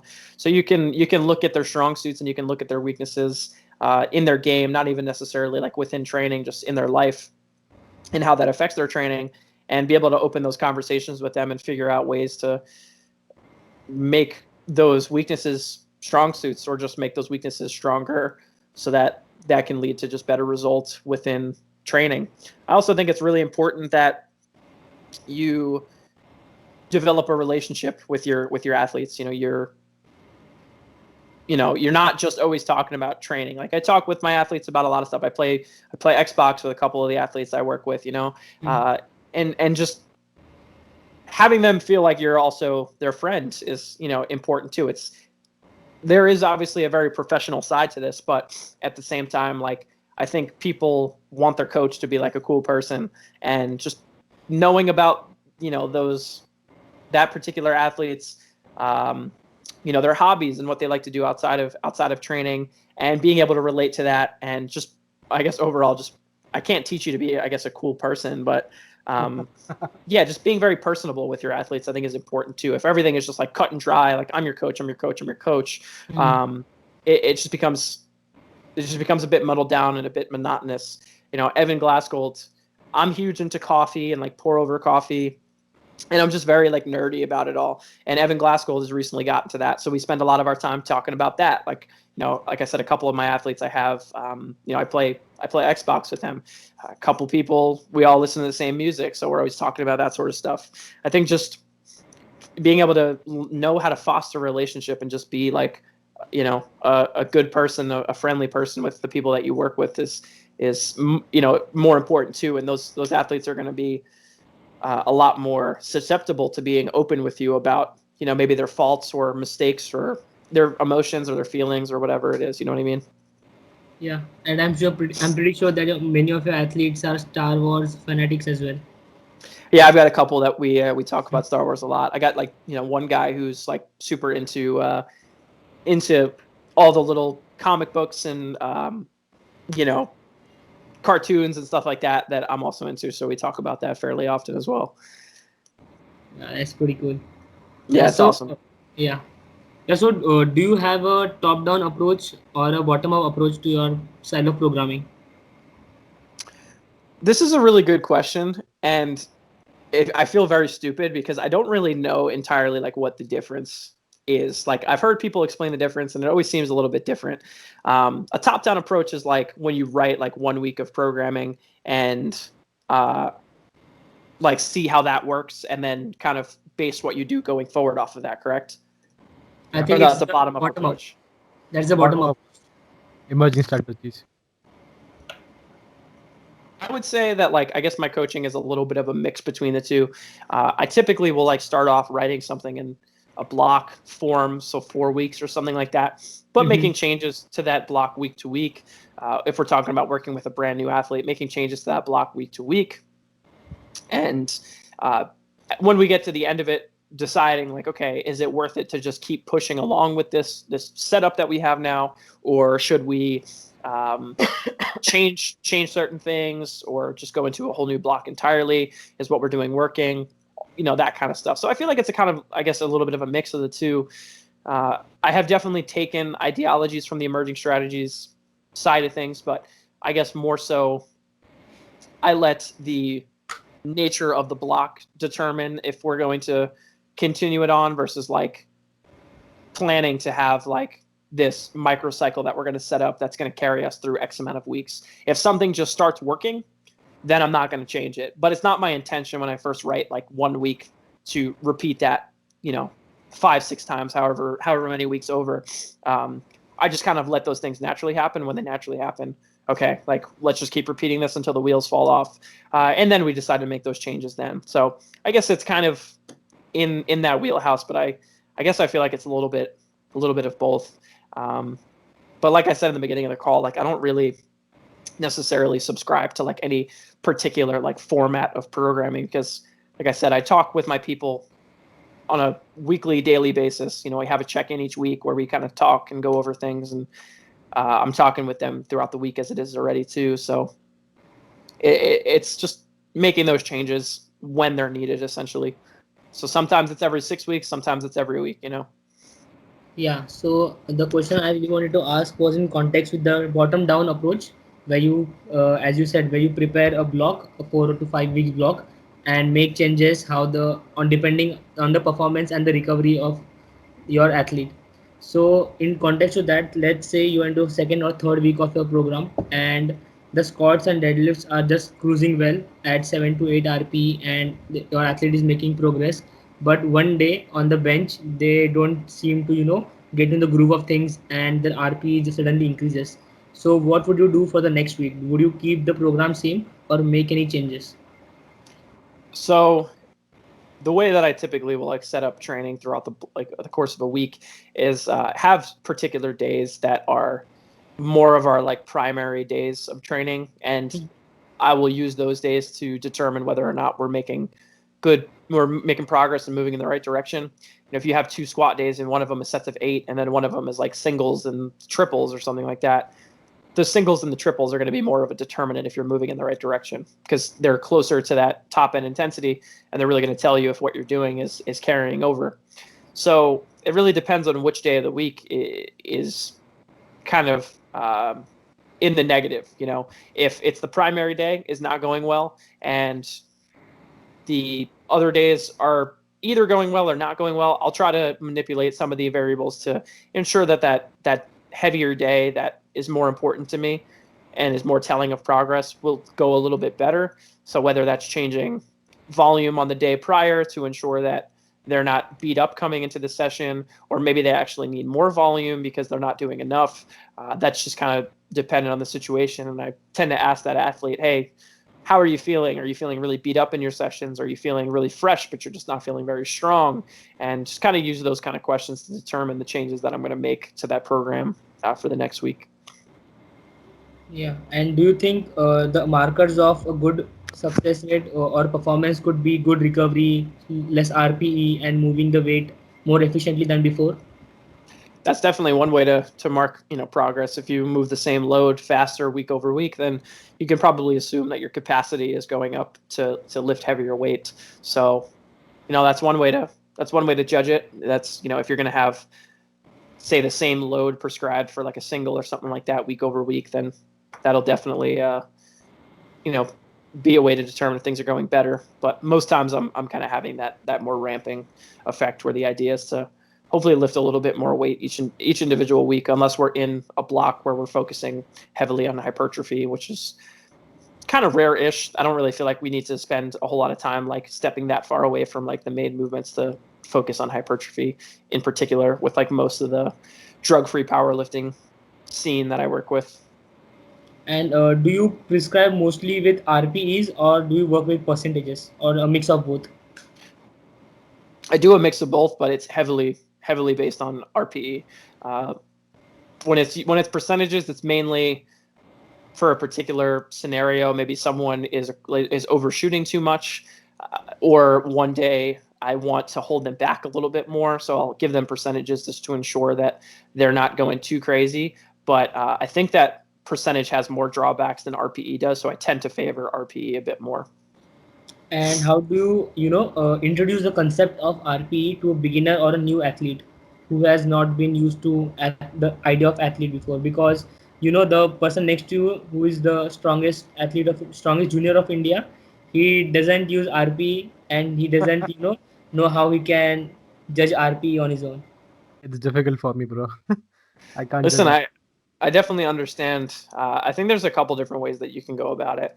If you're someone who's like brand new, I will typically just that's when I'll probably give some people some percentages every now and again and tell them to do it for a certain amount of reps, and I'll ask them, okay, like how many reps did you feel like you had left when you did that? and I want to see if their number matches up with what I think. And if I find that over time the numbers just don't match up, eventually, if I feel comfortable enough with the way that person moves and carries themselves physically, then I'll probably have that person take some AMRAPs. And I do that occasionally with more advanced people, but to be totally honest, like I don't think that many beginners should be doing a ton of AMRAPs on like the competition lifts, but if they've developed enough, movement competency and I feel comfortable enough, like I can give them that AMRAP. I actually just did this with someone recently who's, a very strong lifter. His name's Wayne Lee, and he's from Hong Kong. He actually just competed this past weekend and killed it, but he, he's always been someone who I'm always like, dude, you're sandbagging your squats. You need to go heavier. And he was doing like singles or something like that, or maybe like doubles or triples or something with like 205 kilos or whatever. And one day I was just like, hey man, next week you're taking, I think I gave him like 212. I was like, you're taking 212 for an AMRAP. And he got like, 4 reps with like one left in the tank. And I was like, you've been sandbagging on me, dude. Like you need to go harder. So that's kind of a way to teach them too. Like if they don't know what it means to reach that real failure, like that real, like I'm about to die if I take this next rep, then it's hard to judge if you have 3 more, because maybe they have 5 more. They just don't know what it feels like to grind and be in that terrible, like, last few reps of like a high. Actually, Go I've ahead. done AMRAPs, and I used to program AMRAPs all the time to know my where is my 1 rep max. It's very easy to calculate 1 rep max by AMRAPs for me generally. Sure. So I used that, but I was still not able to judge the RP, because someday it used to feel like it on the same speed in the video, and in the other day it used to feel like very light but the same speed on the video. So it's very difficult to judge at the point of concept for 2 of the lifts. Sure. I always tell the person too, like, hey, it's not about how hard it feels. It's about objectively saying, like, how many more reps could you have done? I'm like, because, if you're doing a triple with 250 kilos or something, like, it's going to feel hard all 3 reps, but it's more of a matter of like, hey, how many more reps could you have done? I don't really care how heavy it felt on your back or how much you wanted to re-rack it or whatever. I want to know how many more reps could you have done. And the more that I can dumb it down to that, the more that people tend to be able to grasp it. I think that most people look at RPE and take a lot of factors into it, like, oh, maybe on video it looks like I could have done 2 more, but like it felt really hard. And I'm like, okay, well, you probably still could have done 2 more, even if they were really hard. And I don't care how hard it is or how hard it feels. I care, how many more reps you could have done. So just kind of being able to objectify it as much as possible is important. And I think that's probably one of the biggest, positives to training with like velocity, like a velocity tracker, like a VBT device. You're able to really objectify RPE a lot, but that's not really something I've ever worked with. Yeah, it's very difficult to objectify velocity, because someday you're gonna feel like shit, and someday you feel like I'm gonna like hit a PR in a gym. Yeah, it's definitely tough. Those days where someone really feels really beat up and really rough, like I'll encourage them to take it a little easier. Like I don't want them to push to a 9 RPE if that's what's on program. Like if they feel terrible, just because even if they do hit that 9 RPE, like mixing that super high exertion and that heavy loading with like high amounts of fatigue just usually doesn't really end very well. So if that's the case, I'll tell them like, hey, just cut your losses, like take it a little bit easier, hit what you feel comfortable hitting, and like, call it a day. But most of the time when I'm prescribing something like an RPE 9 or an AMRAP or whatever, I'm probably going to kind of cater the rest of the week to ensure that try to ensure that they feel as fresh and as strong as possible on that heavy day. I had the same issue on the bench press actually. Someday I used to feel like I can do like 5 or more reps while seeing the video, but when I tried to do the AMRAP set, I was able to get like 10 repetitions only. Whether previously I did 8 repetitions. Yeah, I don't know. Benches for me is it's a lot easier to tell the RPE, and it's mainly just because I'm not that great at benching, and especially when it comes to reps, I'm not that great at reps. So usually for bench, things look a lot faster than they feel when it comes to, on video. I'll do Yeah. a single and it looks like I can do 3-4 more, and I'm like, probably couldn't even have done another one, quite honestly. There's some people who grind the bench and look, they can do more 4 to 5 reps, but there's some people who does like one speedy rep but can't do the second speedy rep. Yeah, that's kind of where I fall under. I can grind a little bit, but most of the time it's like if I look like I have 10 more kilos, I probably only have like 2.5 or 5. Bro, it's very difficult to bench. Like I have no idea, but when I get like a lighter weight, like around 90%, it goes very fast. But when it's near to like 99 to 100%, it's very difficult. It's like grinding all the way up. Yeah, I mean, if you got that grinding ability, I don't want to say it's necessarily better or worse. I mean, it's all about just who lifts the most weight, but I guess the grass is always greener. I wish I could grind more. And then people who do grind a lot probably wish that they just like move faster and like they didn't have to just be under, their max for like 8 seconds to lock it out. It's very difficult for me to grind. I was not able to grind at all. But I Oh, saw you're this saying you can't article. grind. I gotcha. It's very difficult for me, but I try to grind if I I gotcha. am to like get a big PR. So if I could, let's do it. For sure. No, yeah, I mean, being able to grind through that max is obviously a skill and it's a good one to have. I thought you were saying that like you tend to grind a lot more than most No, people. no. Sometimes I feel I was able to grind more. So, Matt, I have one question for you. Like, what do you think of the philosophy of beltless training? Like, people implement beltless training more these days, I guess. That's a good question. I think there's a couple reasons that it's viable, but it's not what most people tend to think. I don't think that just getting stronger beltless, unless you get like incredibly stronger beltless, like unless you're going to spend like months upon months doing beltless training, I don't think that it's necessarily just going to have this like one-to-one effect of being like, oh, if I get stronger beltless, that means when I put on my belt, I'll be a lot stronger. I think that unless you like put like 100 pounds on your beltless squat or something like that, I don't really think it's going to have too much of an effect on your belted squat. And at that point, I'm going to say it's more so just because you just got stronger at squatting versus like having this like, oh, I got stronger at beltless, so I got stronger at belted. I think you just got way stronger in general, which is, obviously going to drive your belted squat. But I like belted for a couple different reasons. One, if you find someone has an over reliance on their belt in terms of like bracing mechanics, if they don't know how to actually brace very well, and it's more so they're just relying on that to create like pressure, but their positions aren't good, then the beltless can be good because it's going to give them a lot more feedback. If something doesn't feel good, that's really not going to feel very good, and it's going to give them that automatic kind of punishment, I guess you could call it. Okay. Yeah.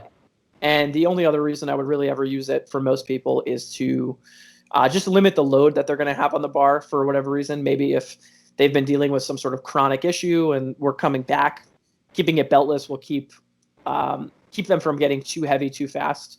It'll have that return to normal be a little bit more gradual. So that's kind of another scenario that I use beltless. But overall, I don't think that beltless training really helps as much as a lot of people thinks that it does, because having the belt on is only going to help create more like proprioception and more intra-abdominal pressure by having something to press against. So to me, it just seems like if you're going to be a powerlifter who uses the belt, you should probably use the belt like most of the time, unless you have one of those very like specific situations that I just mentioned. But don't you think like for the newbie, like the people who are doing powerlifting for the first time should train beltless for a while? Okay, yeah, that's a very good distinction. I guess I was thinking more so about more advanced powerlifters. Yeah. I definitely don't think that like people who are just getting into powerlifting, especially if they didn't lift weights for like a long time before they started powerlifting. If you're someone who walks into powerlifting and you're not jacked, you don't have a lot of muscle on you, like this is your first like, physically, I don't want to say physical endeavor, but like this is the first time you're weight training for something. I think people get belts, wrist wraps, all that stuff way too fast. I didn't get, a belt or knee sleeves or anything like that for quite a while. And I felt like it kind of did me a little bit of a service because it just forced me to kind of develop a lot of that kind of ground-based or like, foundational level of like bracing, again, I wasn't like great at bracing back then, but like it did teach me to just be more aware of my body and things like that. And I think that that's important. I do see a lot of people who are like 1 month into powerlifting and they get an SPD belt and SPD knee sleeves and wrist wraps. And I'm just like you're just trying to ball out. Like you're just trying to like, I feel like that's the equivalent to like a rapper putting out like their first single that like does well. And then they buy like a big chain, like, and like spend all their money on like a big chain. It's just like more for like the, like, yeah, like I'm a power lifter than it is for like actually helping you train. You know, if you're squatting like less than 300 pounds for singles, I don't really think that you need to be doing beltless. Not speaking for men, you know, and that's very just broad. It could, you know, I'm just kind of talking out of my ass, but I think you get the point I'm trying to make. Like you should develop a good level of strength for before you put on a belt, before you put on your knee sleeves, before you put on your wrist wraps, because I think that's only going to help you. You know, you're only using those things as a crutch at this point. I can actually remember like the first workout I ever did with like a belt, and it was like, whoa, like it felt like almost like life changing. It felt crazy, like how much better it felt. But again, it was, I think, because I had spent so long building up my lifts and getting to that point. You know what I mean? Yeah. So Deva, do you have any questions for this? Yeah. Matt, why do you like Yuri Belkin and JP Chauchi pull beltless in their competition meets or in their training sessions? Is there any specific reason for that? I think that's probably a question for them. I'm not too sure. Some people, I guess, maybe just don't feel like they need to create as much like pressure against the belt, and maybe they just feel like they just need like good spine position and rigidity, or maybe the belt, you know, makes it harder for them to pull themselves into a particular position. That could be a reason why, but I don't really know. I would have to ask both of them. Their answers might both be different as to why they pull, you know, they pull their deadlifts beltless. I know another guy who I think on and off, like, you know, will pull beltless or not is, do you guys know Stephen Leahy? No, I don't know. Okay. I'm sorry, He's, who? his name's Steven. Stephen Leahy or Blake Leahy. A lot of, you know, is like, I think his nickname, I think his real name's Stephen, but everybody calls him Blake. He's from the United States here. He was like one of the best 74s in the USAPL, both equipped and raw. Like kind of like long red hair, like red beard. And he recently decided to stop competing USAPL, and he's just like absolutely demolishing it in his training as a 75 kilo. I think he just pulled like 800 pounds or something like that. But yeah, that dude is crazy. He pulled regularly like over 700 pounds in meets, if I'm remembering correctly, as a 74 kilo. And I think a lot of the time they were beltless just because like he just like likes the way that beltless feels sometimes or whatever. So yeah, I don't know. I think it's a question for those people in particular. For me, beltless does not feel great when it comes to like pulling heavy. You know, the belt definitely feels a lot better for me. But Okay. I would like to add something over here. I don't like the tightness of the belt when it comes to deadlift. I like the belt a bit looser. What's your approach Yeah, on it? a lot of people are definitely like that. Some people like the belt to be tighter for their squat than they do for their deadlift. And maybe that kind of plays into what I was talking about with like, you know, Yuri and JP Kaushi. Maybe they just can't get into as good of a position when they're, you know, wearing a belt versus when they're not wearing a belt or whatever. So yeah, like I said, that's probably more of a question for them that I can't really answer. And I think there are individual differences in wearing belt on the bench press and the deadlift as well, because you might see some people, wear the belt on deadlift right below where their ribs end, and on the bench press you might see heavyweight benchers or powerlifters wear the belt as compared to the lightweight ones. Yeah, I think lightweight guys have to rely, in order to stay competitive, most times they have to rely a bit more on technical capabilities and reducing range of motion and arch and things like that, just because it's the nature, you know, if one guy does it and puts 100 pounds on his bench, now everybody else is 100 pounds behind. So it's just kind of the nature of the game. Like everybody's kind of had to do that and start to develop that. And the belts just seems to limit your ability to do that. So I think that if arching wasn't a thing, or if like arching in powerlifting was like limited and you weren't allowed to do it to a certain extent or whatever, then I think that we'd probably see more lighter weight guys wearing belts. But at this point, the trade-off for wearing a belt versus not being able to get an arch is just not worth it for like lighter guys. And when we talk about leverages as well, do you think there's a trade-off between a person between two lifts? For example, when we talk about a long limb person, they might have a bigger deadlift because of their long arms and long limbs. So their lockout might be a little smaller as compared to a person with moderate legs, and they might have a weaker squat and bench when compared to the deadlift. Yes. What is the question exactly? Yeah, so how can they, minimize the distance between their or the difference between their squats and deadlifts? Okay, I guess see what you're saying now.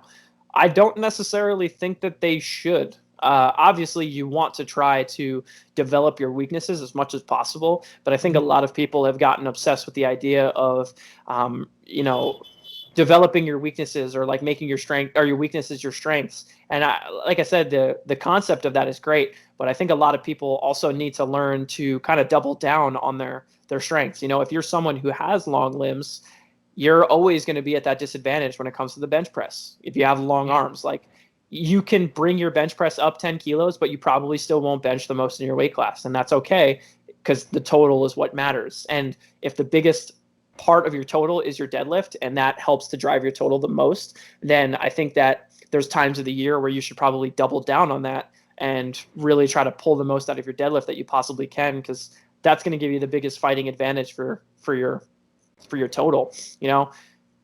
And I think there's times where people probably will put a good amount onto their squat and their bench, but maybe not their deadlift, and keep their deadlift hanging around. And that's obviously a great strategy as well. But it's probably also easier for that person to progress their deadlift than it is for them to progress their squat or their bench, because they're built better for it, from that leverage standpoint. So yeah, I think that there needs to be a happy medium between like doubling down on your strengths and also learning to develop those weaknesses. Now, to answer your question, I know I just kind of rambled off on like what your question, like wasn't really a question, but to answer your question, how to minimize the difference between those two or between those lifts that are maybe more advantageous or less advantageous for you. I mean, the main thing you kind of got to look at is overall volume. If you're doing a lot of volume on your deadlift, and that's because you can handle that, but it's starting to kind of mitigate the amount of work that you can do on your squat, there's probably going to need to be times throughout the year where maybe you pull back on that deadlift volume a little bit and you push that squat volume a bit more so that you can develop, maybe it's more muscle or just more strength in general when it comes to the squat. And I do think that people who are at a bigger disadvantage with a particular lift, that lift, if I had to guess, will probably most times be best brought up by really focusing on like muscular development, because you're going to have to contract those muscles through a longer range of motion than say someone else. Like if you look at all the guys who have like really great bench presses with really long arms, they're always jacked. So like their arms are huge, their chests are huge. And I think there's a reason for that. Sean Noriega can bench 500 pounds because, or not because he can bench 500 pounds and maybe not have as much muscle as the 93 kilo who benches 500 pounds, but that guy's, grip is here and has this big range of motion. But Sean can do it because he's been able to maximize his leverages, bring his chest up to the bar, get a bigger arch, things like that. So I think that focusing on muscular development for the particular lift that you have a disadvantage for is probably a really smart way to go about it. If you got a really long, really big squat in terms of like, how much you have to squat down and stand up, it's probably a great idea to develop, get some huge legs and get like a really strong low back. And maybe in that context, the idea of moving up a weight class might also be beneficial. Yeah, absolutely. I think there's a lot of people who hold themselves back quite a bit by refusing to move up a weight class. If you think about it, we all pretty much started powerlifting because we wanted to be big and strong. We wanted to be jacked and we wanted to be strong. But somewhere along the way, we start powerlifting and we see what weight class we feel like we could fit into and do well in. And then we get so tied to that we kind of lose sight of why we originally started to powerlift. And then we get afraid to move up weight classes. And maybe you spin your wheels for quite a while, or you can make progress, but you always have to cut really big to make weight at your competition. And now when you do that, that turns into having, not a great meet. because you hit less than what you hit in training, but you had to cut 10 pounds or something like that. So yeah, definitely. I think more people need to move up weight classes. The only people that I think should be constantly cutting to make a weight class are like the top 5% of a weight class. If you're not in there, if you're, just kind of scratching the surface to make the qualifying total for like your national championships, like it's probably not worth it to have to cut to do that. You should probably focus on building more muscle, building more capacity, getting bigger, but getting stronger in general, and letting your body weight do what your body weight wants to do, and helping you determine where you should be at versus forcing yourself to fit within a weight class. Yeah, and I think it's a good point because you will see many people who are at the bottom of the weight class. They can progress really well if they try to fill up the weight class or even grow even further. Yeah, I think there's a lot of people who naturally sit well above the weight class and then have to constantly cut to keep themselves in that weight class, when we know that like being in a surplus or being at least at maintenance is much more conducive for like making gains and progress in training. So like, why don't we cater to that and move ourselves up a weight class? It's because of that short-term gratification that we get from being able to place high in a particular weight class. If you go up from 83 to 93 today, maybe you're not going to be a good 93 today, but maybe in 2 years from now, you'll be one of the best 93s, but most people don't want to take that risk. Yeah, people want instant PRs and just everything instantly. Yep. Like it's noodles. Maggie Yeah, I bun. mean, it's human nature. But I have one question. What do you think when to cut for like what do you say, weight category? If your body fat is too high or something like that. Placings. Yeah, I mean, if your body fat percentage, is pretty high and you're well above a weight class, that's a situation where maybe that person can, clean up their body composition and then end up making weight. And that's great. That's, situation by situation. We have to look at that, for each person individually. But I guess I'm just speaking more, most of the people that come to mind that like don't want to move up a weight class, like it's really easy. Can you look at them, and if you saw them on the street, would you be like, oh, that guy looks strong? If the answer is no, you should probably move up a weight class. You know what I mean? That's kind of just the way that I feel about it. There's a lot of people who like want to get into powerlifting, but like hold themselves back from like building a lot of muscle and actually like getting jacked. And if you look at all the best in every weight class, they're all really jacked. So like, you might as well try to be that. You know what I mean? Yeah, and since we have flirted with the idea of competing at the meet, can you talk a little about your taper strategy? About the what strategy? I'm sorry. Taper. Taper strategy, sure. Yeah. Tapering, the best way I've ever heard it stated was by Mike Zordos, and he said, tapering is not a science, or it's a science, but it's not an exact science. And I really like that because tapering is going to look different for every person, for every meet. It really depends. How you taper is going to be dependent on how the training is going leading into that competition. If that training is going really, really well, and they're just constantly putting kilos on their singles each and every week, then you probably don't need to taper too aggressively. If you get to the point where that person is super fatigued and is feeling very beat up, then maybe your taper needs to be a bit more aggressive. Now, in terms of what I actually do in order to taper somebody is mostly through volume. I try not to change rep ranges too much when it comes to tapering those last 1 to 2 weeks. And I try not to change intensity all too much. Obviously, the last week or so, you do want to manipulate it a small bit, but most of what you want to manipulate is going to be through volume. So slashing some of your volume is going to help you get in line with your recovery and not have you be as much as in a hole. And the idea is to come in on meet day as fresh as possible, obviously. So I'm usually looking to cut number of sets or number of total reps done over the course of a week gradually as we lead into a competition in order to taper for that individual person. But again, it's dependent on how that training is going leading into the competition and just like how they're performing. Yeah, so since you said that you won't change the rep ranges, I'm assuming that the last couple of weeks of your peak might see you do singles and doubles.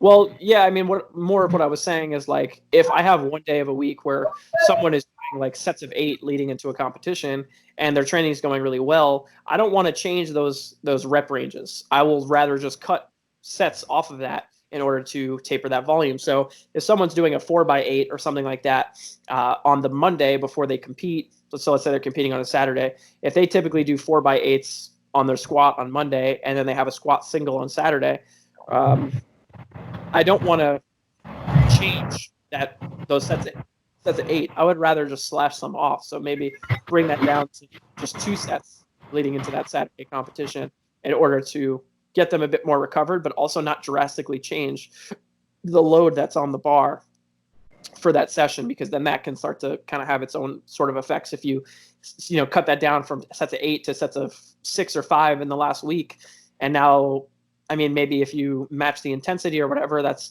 all well and good. But if most of what you follow is RPE based, and now that person goes and hits more than they've hit for their 8s, maybe now that has some sort of trickle down effect that affects their Saturday or something like that. My idea is to just keep things the same, as much the same as I can, and manipulate the smallest amount of variables possible.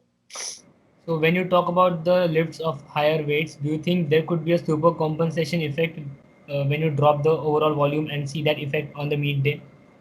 Definitely. Super compensation is, I think it's a very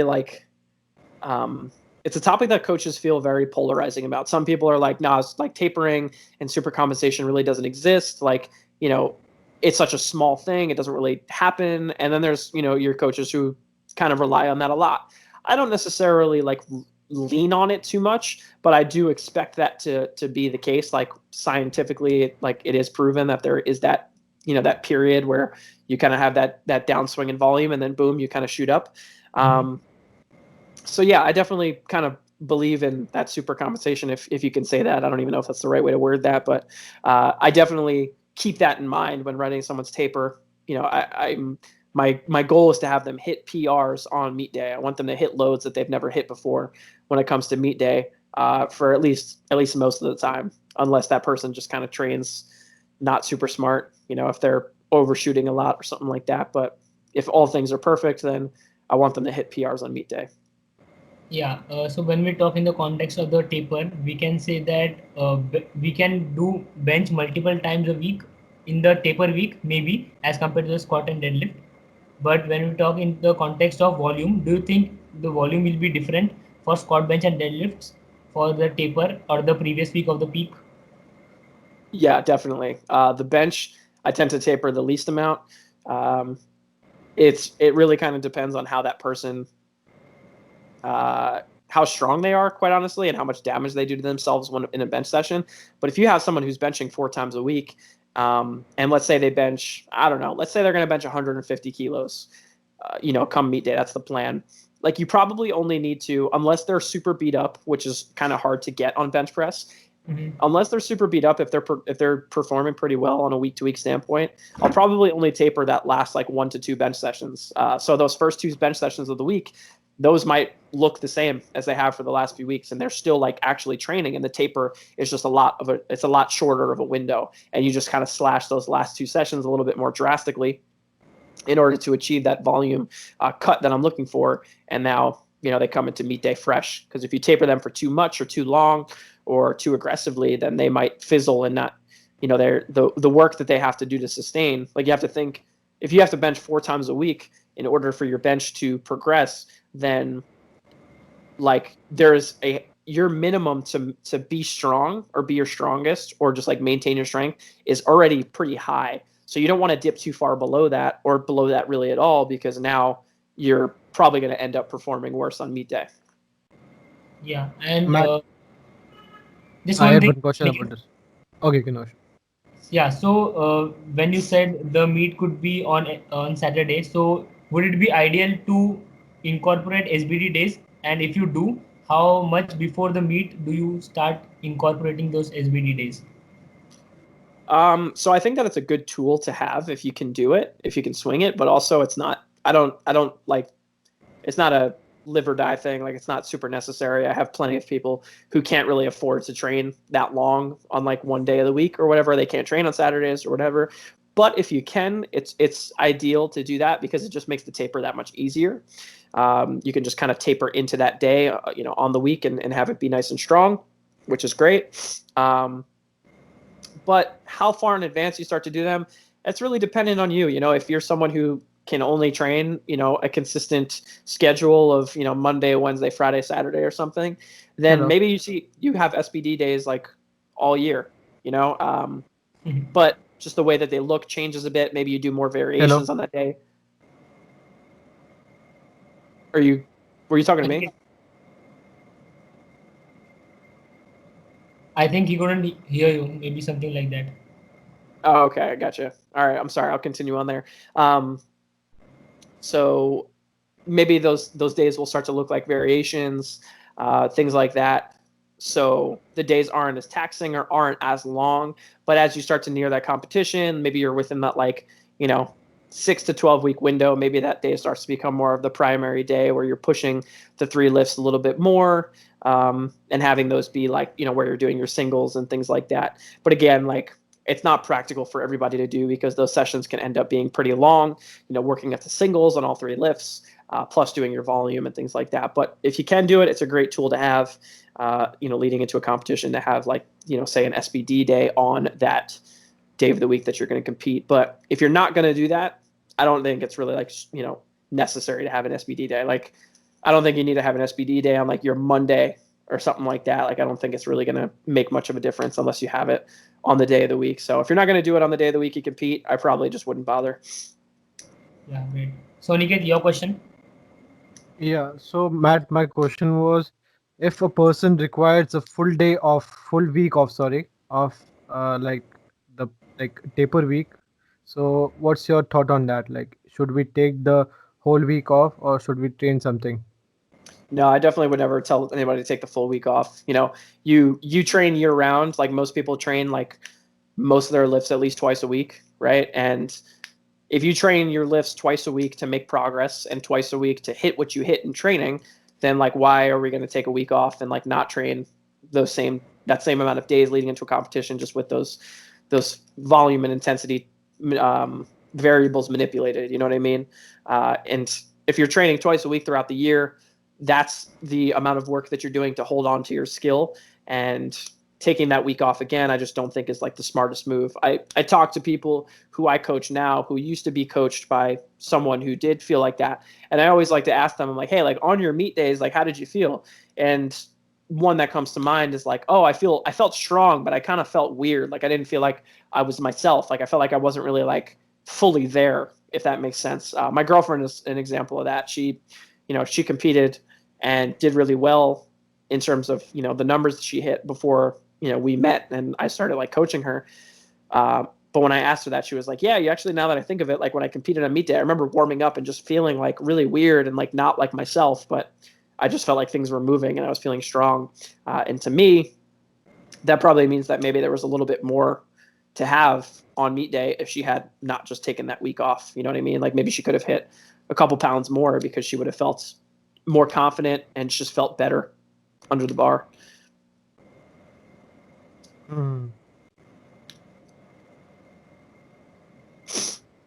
I think he's frozen right now.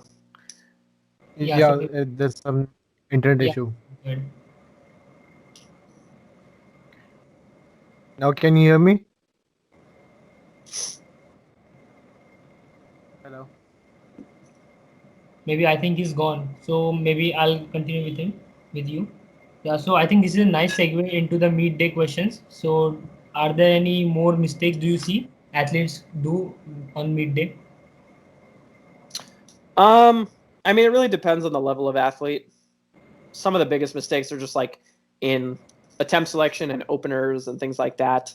Just kind of being a bit too aggressive, maybe not thinking about commands, things like that.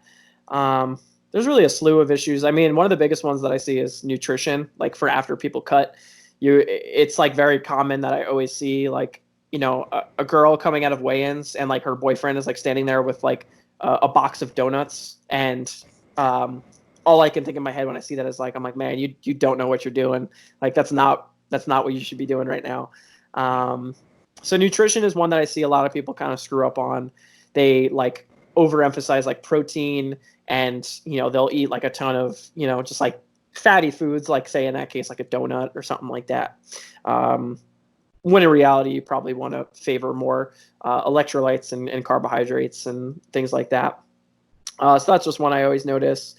I'm trying to think about attempt selection and things like that. Yeah, I mean, people just kind of being too aggressive and not really thinking about commands or whatnot. But I feel like most of the big mistakes people tend to make are at like their first meet or something like that, and they kind of learn pretty fast. I don't know. I think maybe here where I live, like powerlifting is kind of evolved into something that like so many people are really involved with and kind of know a lot of. So it's not like I see anything like super stupid or like super crazy that is happening at a lot of meets, other than like people who are competing for the first time. And I'll always be like the guy who tries to help someone if they're competing for their first time. If I see them like blatantly doing something that's going to kind of screw them up, like I'll kind of let them know like, hey, like, is this your first time? And if it is, I'll say like, hey, like, this is what I think you should do. Like, do this, don't do that, whatever. So yeah, I don't know. I don't really, other than like people's first meets, I don't really see anything like super crazy or super stupid that people are doing. Yeah, that's Actually, in same. India, we see a lot of things people Yeah, doing. the management is Rubbing very tiger poor balm. unless there is national something. What do you see? Like people rubbing, this balm we use for like headaches and all. People Yeah, There's yeah. rub that tiger balm all in over the US. body. What? Tiger balm. Yeah, There's Why tiger. would you do that? That sounds so uncomfortable. to keep the body warm. That's what I heard. Oh man, that makes your body feel like a piece of like minty gum. Like, I'm not. No, no, That's weird. yeah, it will make your, what do you say, body feel more like warmer. I have Yeah, no idea about it. I would rather just get warm and do something else. Yeah, so the People last over it. time we talked with Bryce, we said that anything that happens in US in terms of powerlifting, it comes to India after 20 years. 20 years. That's kind of funny that you say that. There like the state that I live in now is it's very like rural, and it's very like fitness is not like a huge thing in Yeah. the state that I live in. So it's funny when I go to gyms, like I see ways that people are training, and like also just like down to like the brands that people are wearing and stuff like that. And I notice like I'm like, I feel like everybody in this state is kind of like almost like 5 years behind like what everyone else is doing. Like Yeah. I just noticed that like certain people will wear like particular brands a lot, and I'm like, I haven't seen that shoe in like 5 years. Like, but everybody up here is wearing it, or like everybody up here is like training this one particular style or whatever. And I feel like a lot of times I kind of feel the same way that you said about India. Maybe not 20 years, but just a handful of years No, about like people being behind. that might be the thing because the raw side of powerlifting has only bloomed for the past 3 to 4 years in India. Yeah. Yeah, I know True. my guy from Hong Kong has told me that like all the raw meets that he's done, Mhm. he like signs up because they're all equipped. He just like signs up and competes raw, but like doesn't actually get like a raw total or like raw. Um, he's not like in a raw division. He's just like in the equipped competing raw. Yeah. Yeah, I think in Asia, the Asian Federation was doing equipments for a long time, and that's Yeah, why the training philosophy that people have right now is, even if they compete raw, they might have the same training philosophy of a person who competes equipped. Training close to their meets. I'm sorry, yeah, training close to their maxes, singles, and all. yeah. I can definitely see that. There's people who come from equipped just tend to want to do the same thing that they were doing equipped raw, and it just tends to not really pan out as much as it does, when being in that equipment. Yeah, and sometimes they could be right as well because they are doing more specific work in terms of the SBD, as our motto is to get the most amount of weight we can lift for one rep. But the only thing that could hamper their training is the recovery because they're always training close to their maxes. Yeah, 100%. And the main thing that we talked to Bryce about this was it could be because the meets in India, you are only informed a week or two before. So like you don't really have time to peak or taper down. Really? They're not like planned ahead of time. They might give you a month, like the national will happen in October or November. So you just have to assume that the states will be happening in August or somewhere around it. Wow, that's pretty crazy. Yeah, Probably actually, keeps it exciting though. Not at all. It's very difficult to peak, bro. we just Yeah, always I in bet. guessing. Yeah, I actually just the gentleman I was telling you about before that competed in Hong Kong. He signed up for this meet like on a moment's notice, like 4 weeks out, and we had to like figure out how to peak him. It actually went really well, but it was definitely an interesting challenge that I don't really run into very often. Is like, okay, like this person is going from not doing singles and just general training to get stronger, like in the off season. Like, how do I transition them into like getting them peaked in 4 weeks and hit PRs? Thankfully, we successfully did it. It was great, but it was definitely like I had to think more about it, and it was a little bit tougher. But it was actually kind of fun. It was a little exciting to kind of think about that and try to figure out how to do that. At least you had 4 weeks to train him. We only get Yeah. like 2 weeks. 2 weeks. Yeah, I that's have to definitely peak different. in between competitions. That's our issue over here. Like Yeah, that's crazy. the difference between, or the amount of time between nationals and state meets is like 2 to 3 weeks. Like you have to recover in 2 3 weeks and then do a max again on the platform. Yeah. That's So I pretty. don't That's do pretty maxes. crazy. I don't do my maxes. I just peak in my competition. That's best for me. Sheesh, man, that's nuts. Exactly. Because I think, I don't know about equip lifting, but I can say about raw lifting that I only think the people who really go by programming and who compete at nationals are the only people who have ever peaked in their life if they did successfully. And I don't think ever in the history of state meets in India has ever anyone peaked No, for the I I won't mean, I competition. peak believe, for nationals. yeah, I believe it. That sounds about right. Like, competing at states is just like another training week getting ready for nationals. Could be, yeah. Yeah. And that could be the reason that many mishaps happen. I People might, bet. yeah, people not might not be ready for their water cuts or just ready in general. Yeah, I could definitely see that. I believe that. Yeah, Aniket, so do you have anything to add, or we should end the podcast? We should end the podcast. It's been a long time, I guess. Matt is also busy, I guess.